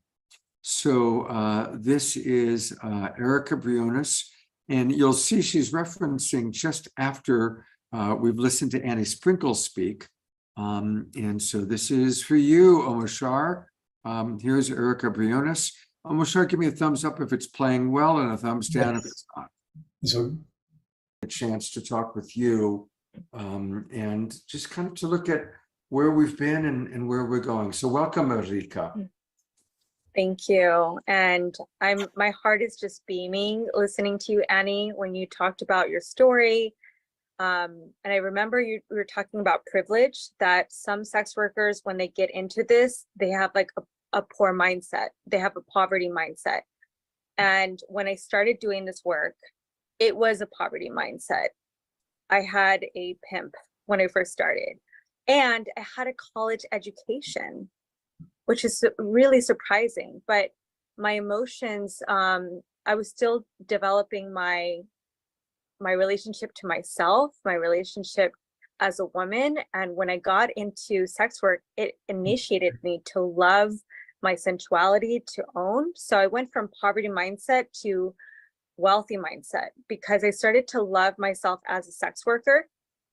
And so when I came out last year, actually 2 years ago, I started to write Sacred Prostitute Chronicles, and it was a healing journey to write this. And there's a part that I haven't got yet in my chronicles, and it was when I started to discover my sensuality, my sisterhood. And I picked up this book called Urban Tantra, and the foreword was by this woman named Annie Sprinkle.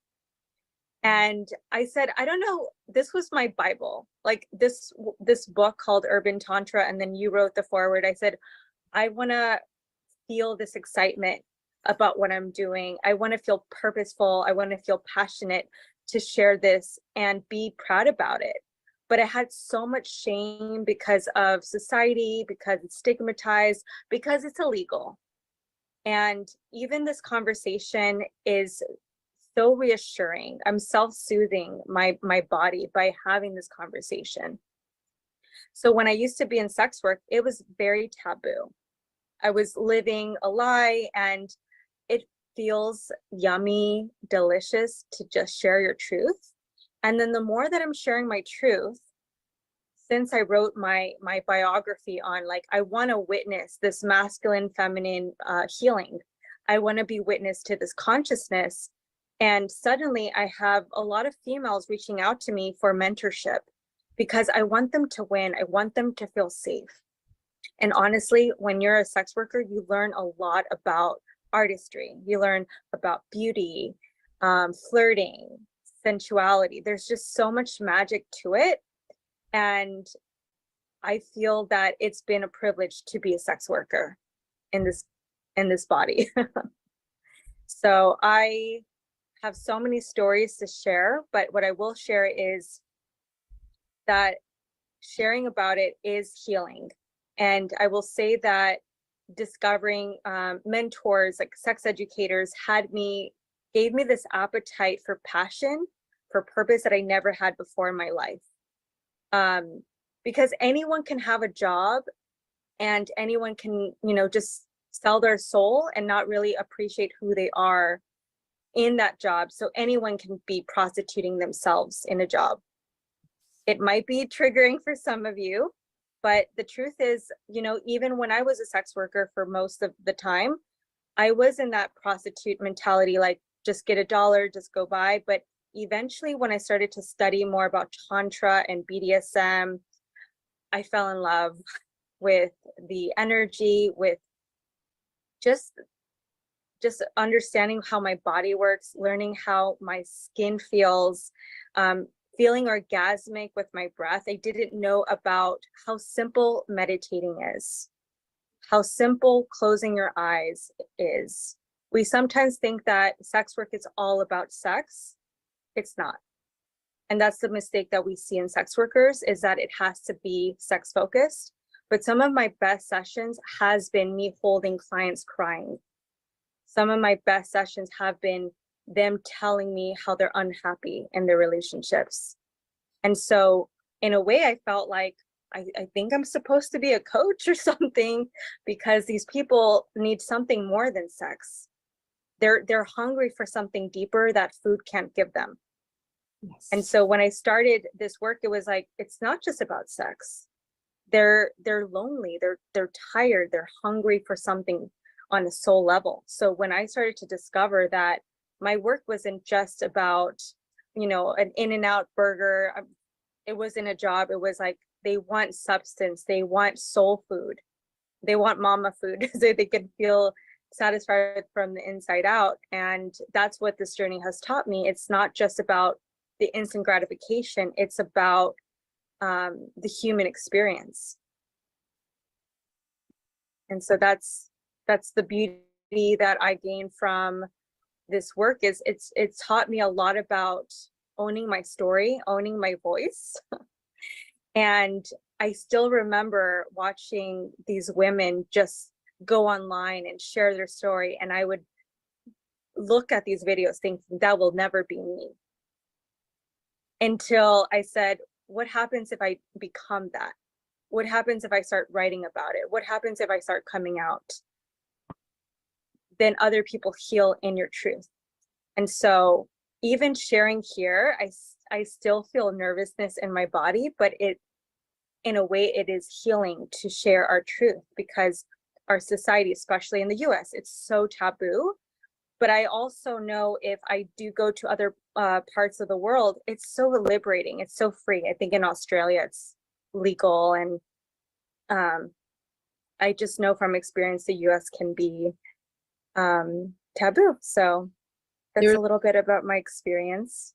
Many places there's different styles of sex work. There's 4 different kind of venues or like legalization kind of ways, especially in Europe, and there's Australia. There's a couple places, and obviously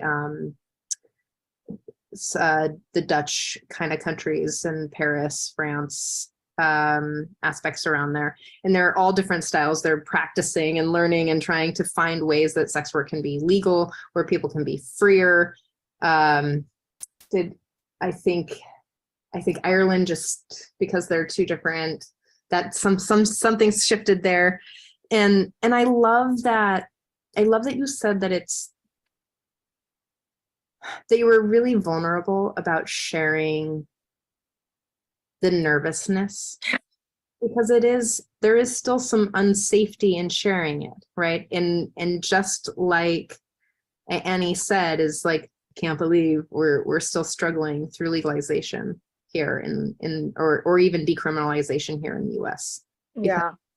People are desperate for connection, and they're looking towards anything. Like, a lot of men are taught that connection is sex, and women are taught that connection is love. So it's just like this whole weird dynamic where we're deeply seeking deeper connection and exploration of our pleasure.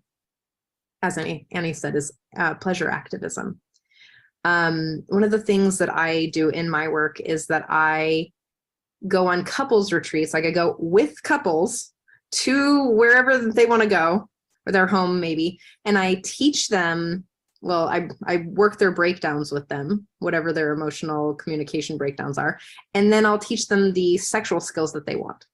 Whether that's I don't use the T word anymore, Tantra, because I'm not practiced enough. I haven't studied long enough, but the sacred sexuality pieces. And I've been a heavy player in the BDSM realm for over 11 years, like high level protocol games. And that's been incredibly powerful to have people go, whoa, I had, and again, it's the sort of the gray area of the line of what I'm doing and and what sex work is it really is, if we can expand the concept a little bit to offer people what they're really seeking, right? The heart-centeredness, I'm curious, if you wanted the world to know anything, what would you want anyone here in the world to hear about sexuality or sex work, or just like if you had like a gift for everyone that you want to like invest or plant into their heart, what would it be? Hire a sex worker would change your life. Hire a sex worker. That would be my piece of advice, because you wouldn't have that stigmatized if you have a beautiful experience. It can be so loving and transformational. I've worked with a couple before where, again, it wasn't sexual. It was just like, okay, I just want you to connect and like look at your wife. You haven't really looked at her for a while in a different light. Instead of looking at her like a mother or her job or her title or what her body weight is or her skin color, look at her like a woman. And today is International Women's Day. So for the men, really look at your woman and celebrate her with your eyes. And just in that connection alone, you're having that sensual experience. And while there might be a sex worker in the room, they will guide you to go deeper into that connection because they can see the blind spots. And yeah, there might be some sexy massage involved and candles and laughter.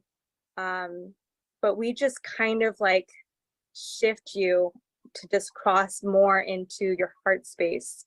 And so, yeah, if you actually hire a conscious, sacred sex worker, who I believe are light workers, like sex workers are light workers.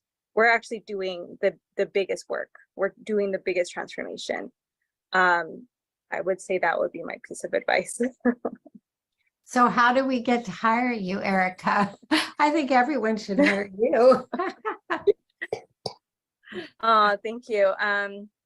Well, I recently left the sex industry. So I was in the sex industry from 2012 until the pandemic. So March of 2020. So my 3-year anniversary is this month. So it's my 3-year anniversary of leaving the sex industry, because I would rather just mostly focus on coaching and going deeper. But I do feel like my biggest mission is to support other sex workers. Like that is my calling, to just mentor these future sex workers.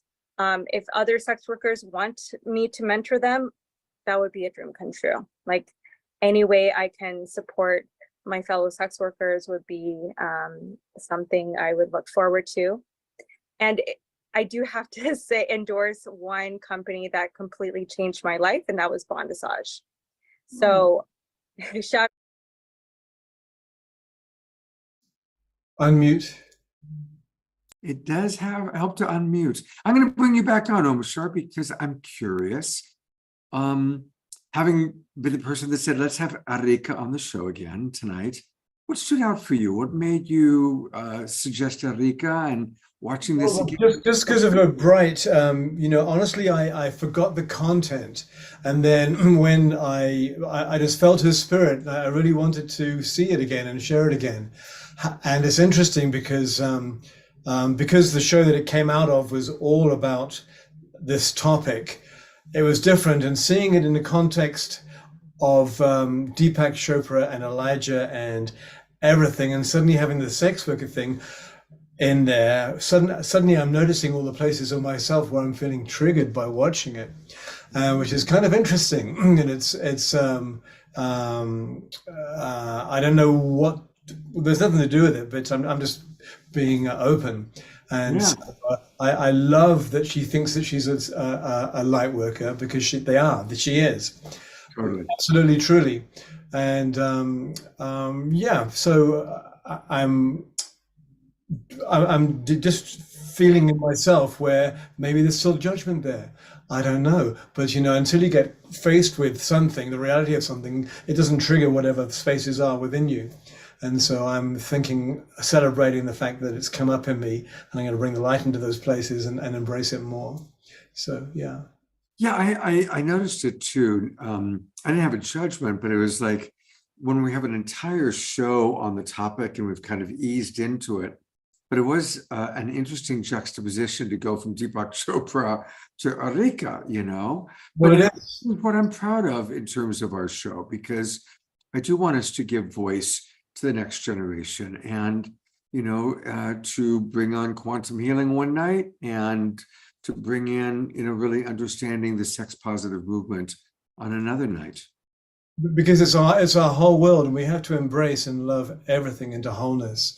And if somewhere it's lurking in my consciousness where I don't love it in wholeness, I'm glad that it's been brought into my face so that I can love it into wholeness. Because I know that we have another Michael is it Michael we have to come up? Yeah. We've got one more Michael Beckwith that you're going to play. Yes, and so maybe that's good for Erika and for now. I don't know. What do you think? All right, let's go back to Michael Beckwith. All right. Michael, we love you, brother. So please talk to us about the previous topic. There we go. All right. So that goes up there, and this goes here. We go here, and we go here. Thank you so much, Michael, for being with us. And this is it. This is the culmination of 99 days of unity that then led into the 11 days of global unity and Peace Week. And this is kind of our final culmination. And would love to hear your thoughts on how do we move forward? How can we truly create peace through unity? Well, first of all, we have to have an understanding, what those words even mean. When we come to an understanding what unity means is that we are inextricably bound to the universal presence. We're one with the presence in a very way that a wave is at one with the ocean. ocean waves, sun beams, and this universal presence emanates as each and every one of us as distinct units of infinite potential. The issue is that people are sleepwalking in a sense of separation from the isness and the nowness and the foreverness of life itself. And in that sleepwalking state, there is a sense of scarcity, a sense of lack, which produces immature competition. It produces jealousy, envy, malice, greed. These tendencies emanate from a very limited perception that limits the dynamic of peace. Now, peace, as I describe it, is the dynamic of harmonizing good. Peace is not merely the absence of conflict or intensity or negativity. Peace is a quality all of its own. It's a quality just like love. It's a quality like beauty and joy and harmony. It's a very real quality that's intrinsic to us. But when our perception is limited, we block our own peace. And so what happens is when individuals don't understand their unity, when they've fallen asleep to it, they move into the world with a limited perception. And from that limited perception, they produce very limiting experiences. And so we look at the world, and the world is the condensation of previously held beliefs, points of views, opinions. So when we look at the world of discord and tumult and worry and doubt and hate and wars and rumors of wars, that's the condensation of a perception of separation. So in order to have peace, we have to come back to a sense of unity, which we get either through pain or through insight. If an individual or humanity has enough pain, then they become available to more insight, more compassion, more love, but we don't have to grow that way anymore. You know, now the universal teachings have been centralized all around the globe. They're not, they used to be, you know, hundreds of years ago, it used to be centralized around in singular figures, Kuan Yin, Jesus, Buddha, Zoroaster, you know, individuals around the world, and they had cultural implications to it. Well, today, these teachings are everywhere. And they're not centralized around an individual, they are everywhere in our society. 40 years ago, these teachings were on the peripheral. Today, they're central. Everyone knows about the law of attraction. Everyone knows that your thoughts can either make you sick or make you healthy. Everyone knows that your perception produces experience. We all know this. So now that we all know this, now we have to all practice it at some level, which is what we're doing here on this particular conversation, and everything you have brought together over the past weeks and months is to go to a deep level of practice where our attention is so focused on unity and oneness, and our attention is so focused on being avenues of peace that we actually create a field rich for a quantum leap into an awareness of what's possible. Now, a quantum leap is going from one level of a consciousness to another without a ladder. It's a vibrational leap based on intention and based on availability. Now, going back to a previous point, there's a difference between the planet and the world. They're not synonymous. The planet is Mother Earth, Gaia, mainly water, 3/4 water, mountain ranges, rainforests, oceans, rivers, lakes. You know, it's a living entity that's conscious. That's Mother Earth. And we're all simultaneously earthlings and spiritual beings having an earthling incarnation. But then there is the world. The world is not the earth. The world is a collection of agreements and points of view and opinions that have condensed themselves. So people can be any place on the planet, but be in different worlds based on their perception. So what we're doing here is trying to elevate people's awareness to come into a different world of view. And the real world view is abundance, is enough for everyone. The worldview is love, a total cascading of the presence, totally loving without any sense of withhold. We're elevating people to a world of view of generosity, compassion, peace that emanates from the depth of our being. And when we share in that world and give from that world and generate from that world, we lose nothing, but we gain everything.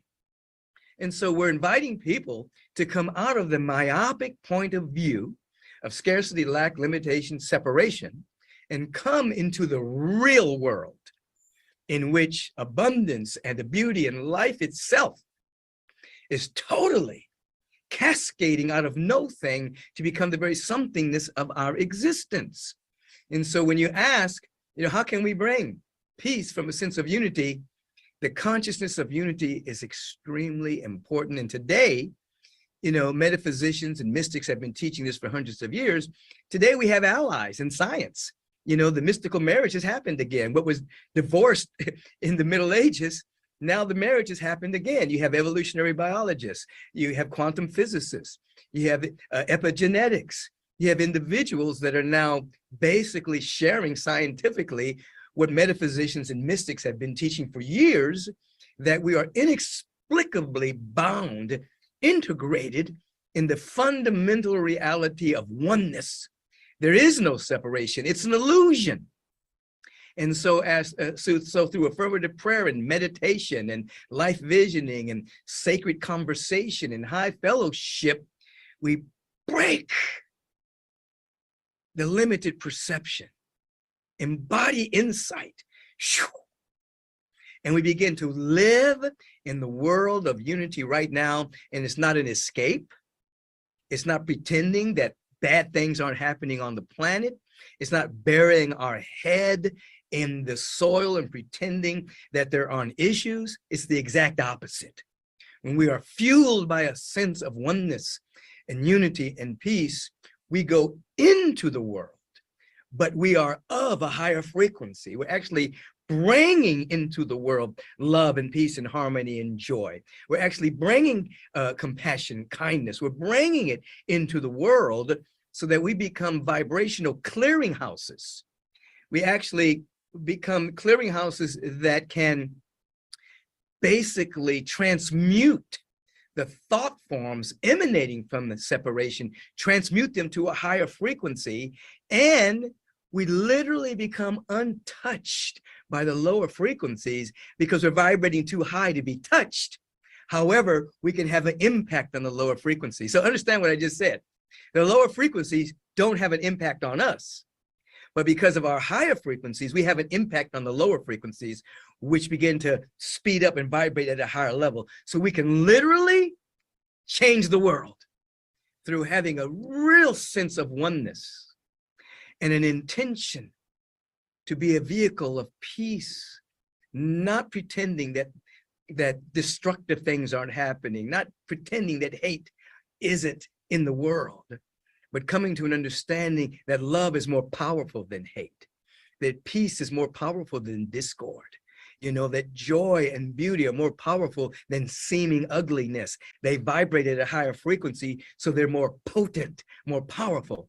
So our role is to absolutely be committed to having that active within us, becoming less reactive in the world, but more responsive from the frequency of unity and peace. And as that happens, we really become the harbingers and the ambassadors of a world that's trying to be birthed, whether we call it the beloved community, whether we call it Shangri-La, whether we call it paradise, whether we call it heaven on earth. It's not wishful thinking. It's a vibratory frequency of unity and peace that is embodied. Now, I use the word embodied on purpose because oftentimes, over the past 30, 40 years, people have been really interested in like channeled material coming through people and channeling this great universal truths. But today, we're to embody those teachings, not just rely on some channel, but to actually do our work so well that we actually become a living embodiment of peace and of love and compassion and generosity. Because when a human being, somebody who's in the body, embodies the truth that makes us free, it is way more potent than a channeler just channeling the information and not embodying it. But as we as human beings become dedicated to embodying it, there's a quickening of that quantum state that brings heaven to earth, not in some by and by, but through us as a living being, you see. And that's what we're called to do. That's our challenge today. That's basically what we are about, to take this incarnation and infuse it with such light and luminosity that the world changes from a glory to a greater glory, to better and better and better expressions of the love and the peace and the harmony that's intrinsic to us all. Yeah. So when we're listening to you speak, and we've had other amazing people like Jude Curvin, who just announced her unitive narrative, when we're in meditation, when we're in prayer, we're in that state, we remember it. But when we're out in the world, when we're working, when we're at the market, when we are seeing horrible things coming through the news, what's a practice, a tool for us to embody the oneness, to embody the higher vibration? I call some of the practices, one of the practices I've taught recently is called a transformational rant. What I mean is, recently I was traveling and I was at the airport, and the gentleman who was checking to see if you had a pre-checked ticket or not, you know, as people were passing by, he was looking at the ticket and he was saying, hey boss, you're wonderful. Hey boss, you're great. You're sweet. He did this to every single person traveling all day long. And he was full of energy. So I thought to myself that we need to develop a transformational rant in our awareness. So as we're going through our day, either out loud when it's appropriate, or inside of our own consciousness, we say, you're great, you're wonderful, you're beautiful, that we so fill our mind with saying and having this inner conversation of you're beautiful, you're wonderful, you're magnificent, hey boss, you're great, so that begins to fill our mind. And we add that to this. If we are really about our own unfoldment, we don't have a lot of time to criticize others. If we are criticizing others, which means we're not using the time to improve ourselves. So if we're using the time to really up-level our own consciousness, we don't have time to criticize or gossip about anybody else. There's no time for it. And if you can go through a transformational rant and spend your time actually doing an inquiry of your own soul as to how you can be a better version of yourself, you don't have time for anything else. You're not looking for negativity. You're not projecting negativity. You're holding a higher frequency on the planet. So those are two things that I would offer. Create some kind of transformational rant in your awareness that's constantly repetitive until it's just automatic. You see somebody, you're beautiful. You don't have to say it out loud. It may not be appropriate to say it out loud. You're beautiful. You're wonderful. All of your needs are met. You're magnificent, you see? And then the other time is used, what is it within me that's trying to emerge now? What gift am I to give today? How can I serve today? If we do that, then the mind becomes more available to the truth and less available to being hijacked by the world.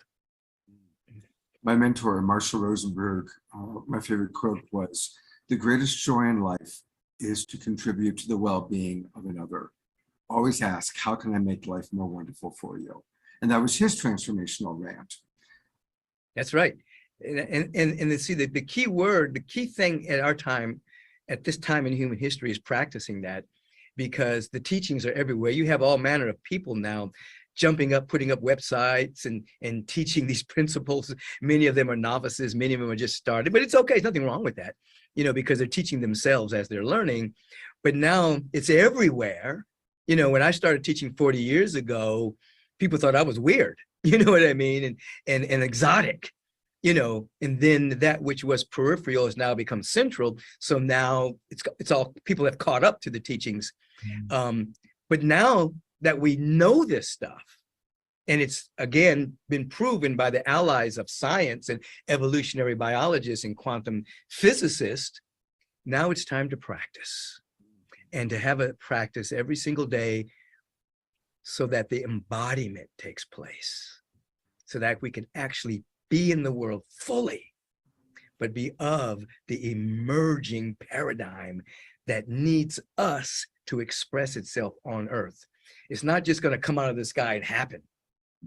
It's going to happen through us, but there must be a vibrational match, which is why we meditate, which is why we affirmatively pray, which is why we vision, so that there's a match vibrationally within us, so that heaven comes to earth through us, not to us, but through us, and then ultimately as us. Yeah. Are you optimistic that? Yes. Yeah. I'm optimistic because an optimist is not someone who believes that there are no issues. An optimist is just someone who knows that there's a solution to every issue. So every issue that we're facing, there's already a solution to it. You know, there's no water shortage. We're 3/4 water, you know, so the technology already exists to convert water into drinkable water. It already exists. There's already technology to take the soils that we have rendered inert through the misuse of a crop rotation. There's already technology to transform the earth, that literally to transform the earth, to make it available for growing again. There's already technology to have 0-point free energy. There's already technology on the planet right now for healings and modalities of health that aren't yet available to the public. So there's already solutions to the issues that we're facing. So now that we're becoming incarnate beings, we're the ones who are breaking the old paradigm to setting these solutions free that heretofore have been held hostage for profit. You see, the old paradigm is holding many solutions at bay so it can continue to control and garner profit from the belief of scarcity or lack, which doesn't exist in a multidimensional universe. So as an optimist, I see solutions, even though I don't deny that there are issues. Beautiful. Thank you for that definition. Last question. Some say that heaven on earth is already here, and we just need to become in that same vibrational frequency like you were talking about. Others say that there has to be a mass collective, enough individuals need to embody the vibrational frequency before that happens. Is it which of those, or is it both? How do you? It's both. It's not an either or. Right now, heaven is here. Right now, infinite potential, infinite possibilities surrounds us right now. There's an eternal broadcasting throughout all creation saying, let there be life, let there be light, let there be beauty. That's happening now. And at the same time, every time someone breaks through from the limiting paradigm and has a breakthrough, has an insight, they're adding to the field of receptivity that quickens the day in which all flesh shall see it together.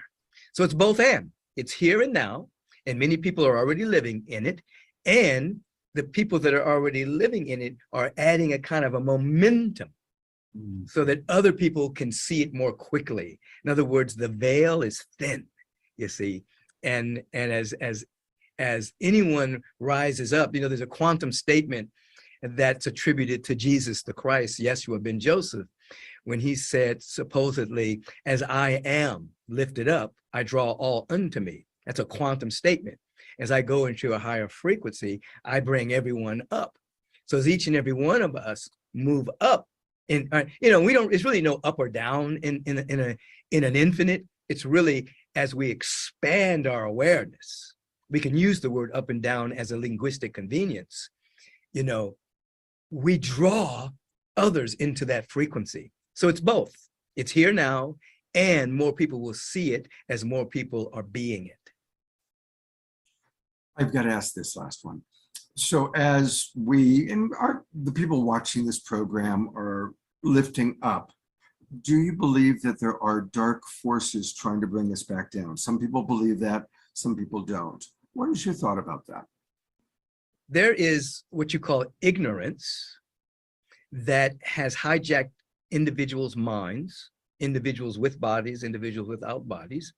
And in that ignorance, and operating from a sense of separation, they have a tendency to try to block the light, you see. But they are less powerful than the light itself. So it's egoic.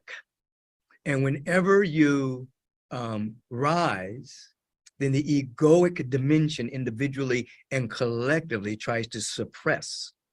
The ego in us does not know the difference between enlightenment and annihilation. And so it's afraid of enlightenment because it thinks it's going to be annihilated. And it is in that dynamic, you see. And so we don't spend a lot of time worrying about the seeming dark forces or the Luciferian energies. You know, those are just downward spiraling energy, which simply means that the light is coming into density.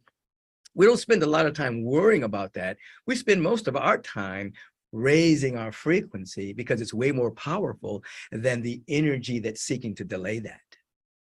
Beautiful. Thank you for that. Reverend Michael, I so appreciate your time, and thank you on behalf of all of our viewers, and thank you for the beautiful gifts you give to our world and for being an embodiment of peace yourself. Thank you, Michael.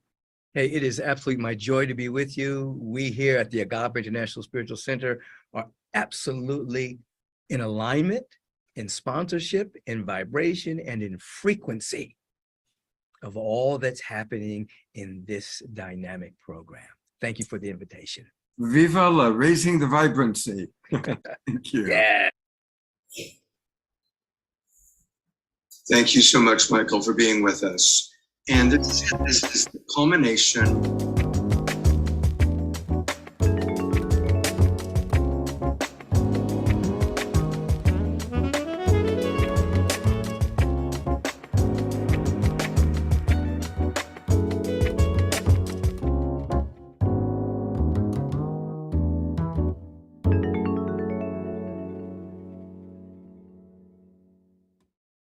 Hey, everybody. Well, I hope you enjoyed Michael Beckwith. And one of the reasons that I chose to show that is that was at the culmination of last year's Peace Through Unity program. Now, a reminder that every year, it gets a little confusing, there's World Unity Week, which leads to the 11 days of global unity, which then leads to the 99 days of Peace Through Unity, which culminates in Peace Week in the fall, okay? And they all are kind of, it's all geometric. And we are about to have World Unity Week. And again, what we want to do is World Unity Week is where we really all come together. It's a very celebratory time. And every year, the Awakening World kicks World Unity off. World Unity Week starts this year on June 17th. It starts with our Awakening World. We're going to do the kickoff program. It closes 1 week later on June 24th, also a Saturday, also Awakening World, and we will close it. So we're very integrated with our friends Ben Bowler and John and Summer Raymer. In fact, Summer Raymer is going to make a guest appearance on tomorrow's show. But I just want to really encourage everybody, make sure you're going to be with us 2 weeks from tonight for the opening night celebration for World Unity Week. Again, it all kind of goes through all these different stages that then culminated last year with the Peace Day, and that's what Michael Beckwith was sharing with us. So I just really want to encourage everybody to make sure you're with us 2 weeks from tonight and bring friends. The other thing to think about, and this is a big part of our Global Peace Tribe announcements, is we're going to be asking everyone to make a commitment, something in your life that over the course of the summer, the 99 days of unity for Dorina and those of you in the Southern Hemisphere, It'll be your winter time. What's a goal? What's a goal that you want to accomplish? It could be personal, it could be professional, but we're going to all share our goals with each other over the next few weeks. And we're going to support each other to be wildly successful in those goals. So that's a big part of what we're going to be doing. So start thinking about what you want your goals to be. A reminder one more time that tomorrow our show is going to be all about conscious recovery, tips, tools, and practices. And of course, we'll have Mushar with us, as well as 4 guests, one of whom was my coach. We're also going to hear from India and Roland and Annie Rogers. And then just taking a little look at next week, we've got some fun stuff. Now, next week, the entire week, all 3 shows are going to have the same theme. And I'm going to bring Omoshar on to talk about this because he knows all about this theme. It's all about living your Dharma through creative expression. All 3 shows next week. What a great topic! What a great topic, Scott, and that you have different people representing it in each different show. It's going to be so interesting. I love hearing all these different perspectives because it helps me distill my own perspective. And I think my Dharma is my music, and yet as I awaken, bring more light into myself. I'm finding this flux with my ego saying, no, you need to get back into the world and be a normal person. And my inner self going, well, no, this emerging you is awesome. Just go with it, dude. And so I'm really looking forward to the perspective of these 3 shows next week, just to help me, let alone everybody else. Yes. Well, you are truly mastering and showing us how to live your Dharma. And again, Dharma, everybody, for anybody who doesn't know the term, Dharma is when we're in our service to the world. When you're in right livelihood, you're in your Dharma. And here's who we're going to have next week. We're going to kick it off on Wednesday night we're bringing back 2 people you've seen before, Beth Bell and Ilse Faye. You know, Ilse puts on the Erotic Film Festival, and that's quite a creative expression. And of course, we'll have Trish and Omashar and I sharing about it. And then on Saturday night, a week from tonight, we're collaborating once again with our dear friends from Soul Search. My co-host will be Tangela, and really special things happening a week from tonight. Kristen Hoffman has been working for 7 years on an album. That album is going to be released in a couple of weeks, and she's going to do the world premiere of one of her songs from the album right here on the Awakening World next Saturday night. And of course, talk about her process of creative expression and her Dharma. And then Tangela has booked several soul searchers that I don't know, but she always brings in great people that are artists talking about that process. So that's going to be next Saturday night. So definitely join us if at all possible. And then finally, on the Sacred Sunday show, we're working with Europeans and Canadians. These are all people from foreign countries. Alexander, Rama, and Pops are all from Europe. And then you all know Tatiana Speed from Canada. So they're going to be all answering. So we'll get kind of a global perspective about it. And Alexander and Rama run a creative arts institution in Europe. You might remember them. They were on the show maybe 4 or 5 weeks ago. So that's going to be our topic for next week. So it's going to be a lot of fun. Omashar, yes, sir. Have the choice. Are we? I do have the choice. We're going to go for me. I'm going to pick. I'm going to pick me because we can save that other secret for some other time. All right. And just gratitude for this platform, Scott, because we're all shifting. I've been now here for, I don't know, 1.5 years now, and I'm not the same person that I was 1.5 years ago.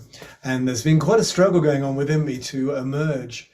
And it's my music and which is my Dharma and my practice, my spiritual practice every day, which has helped me emerge. And this song is called The Miracle. and it's about emerging. How about? Before you start, Omashar, I did Sure. forget kind of the most important announcement, which is that we've kicked off the new season. Right? Today. Right? Yes. I like promote everything except for like the money thing. So, hey, everybody, please, if you haven't, well, all of you have registered. Most of you had registered previously, but we are launching the whole next season. So in other words, if you register tonight or over the weekend, you're going to get the Zoom room links for the next 4 months. You'll get an email and it'll give you the links, which are the ones that you already have for this month of June. And then you're going to get the links for July, August, and September. And what I'm offering is, again, for anybody who comes in at the $75 level or higher, you can bring 2 friends in with you. And we want to grow our audience. We do these great shows and we need more people watching because I really want to make it worthwhile for all of our wonderful presenters. And every show we do, I'm like, this is a great show.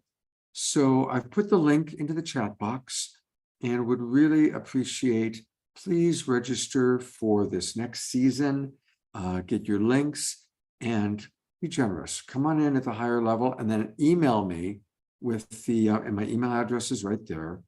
Email me with the names and email addresses of your friends that you want to provide a subscription to the Global Peace Tribe. And again, they'll get a subscription for the next 4 months.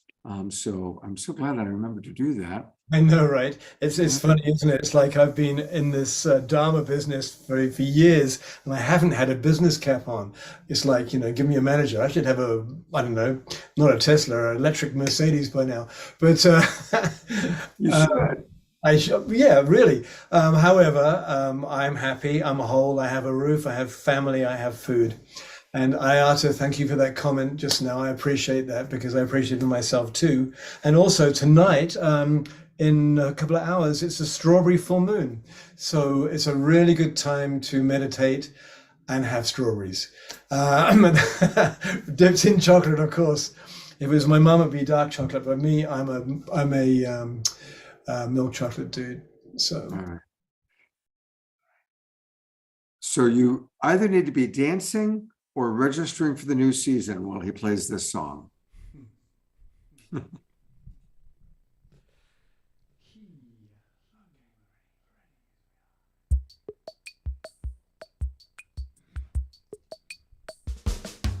I've changed like a butterfly. It's something very new. I'm feeling so alive, and yes, it's true. Nothing is the same, bigger than before. And yet I know that I am still a child without a care in this new world. And so connected to you, an innocent new life, a heart so true.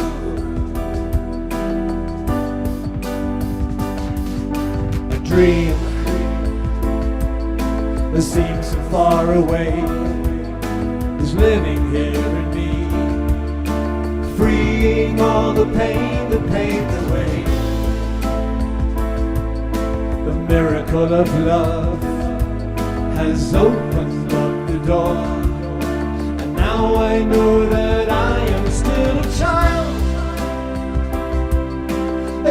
without a care in this new world,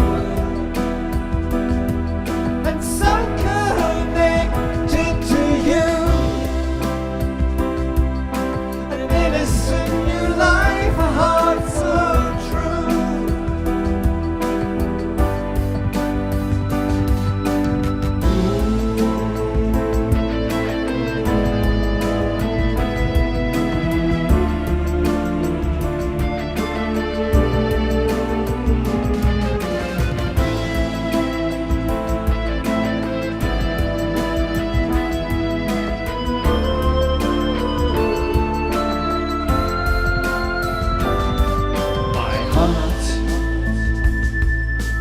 beating once again. I'm feeling so secure, and yet I know that nothing's like before. My mind is now at peace, no need to know the way. And yes, I'm glad that I am still a child, without a care in this new world. So connected to you, an innocent new life, a heart so true. I'm still a child without a care in this new world. It's so connected to you. I'm innocent and deep and pure and true.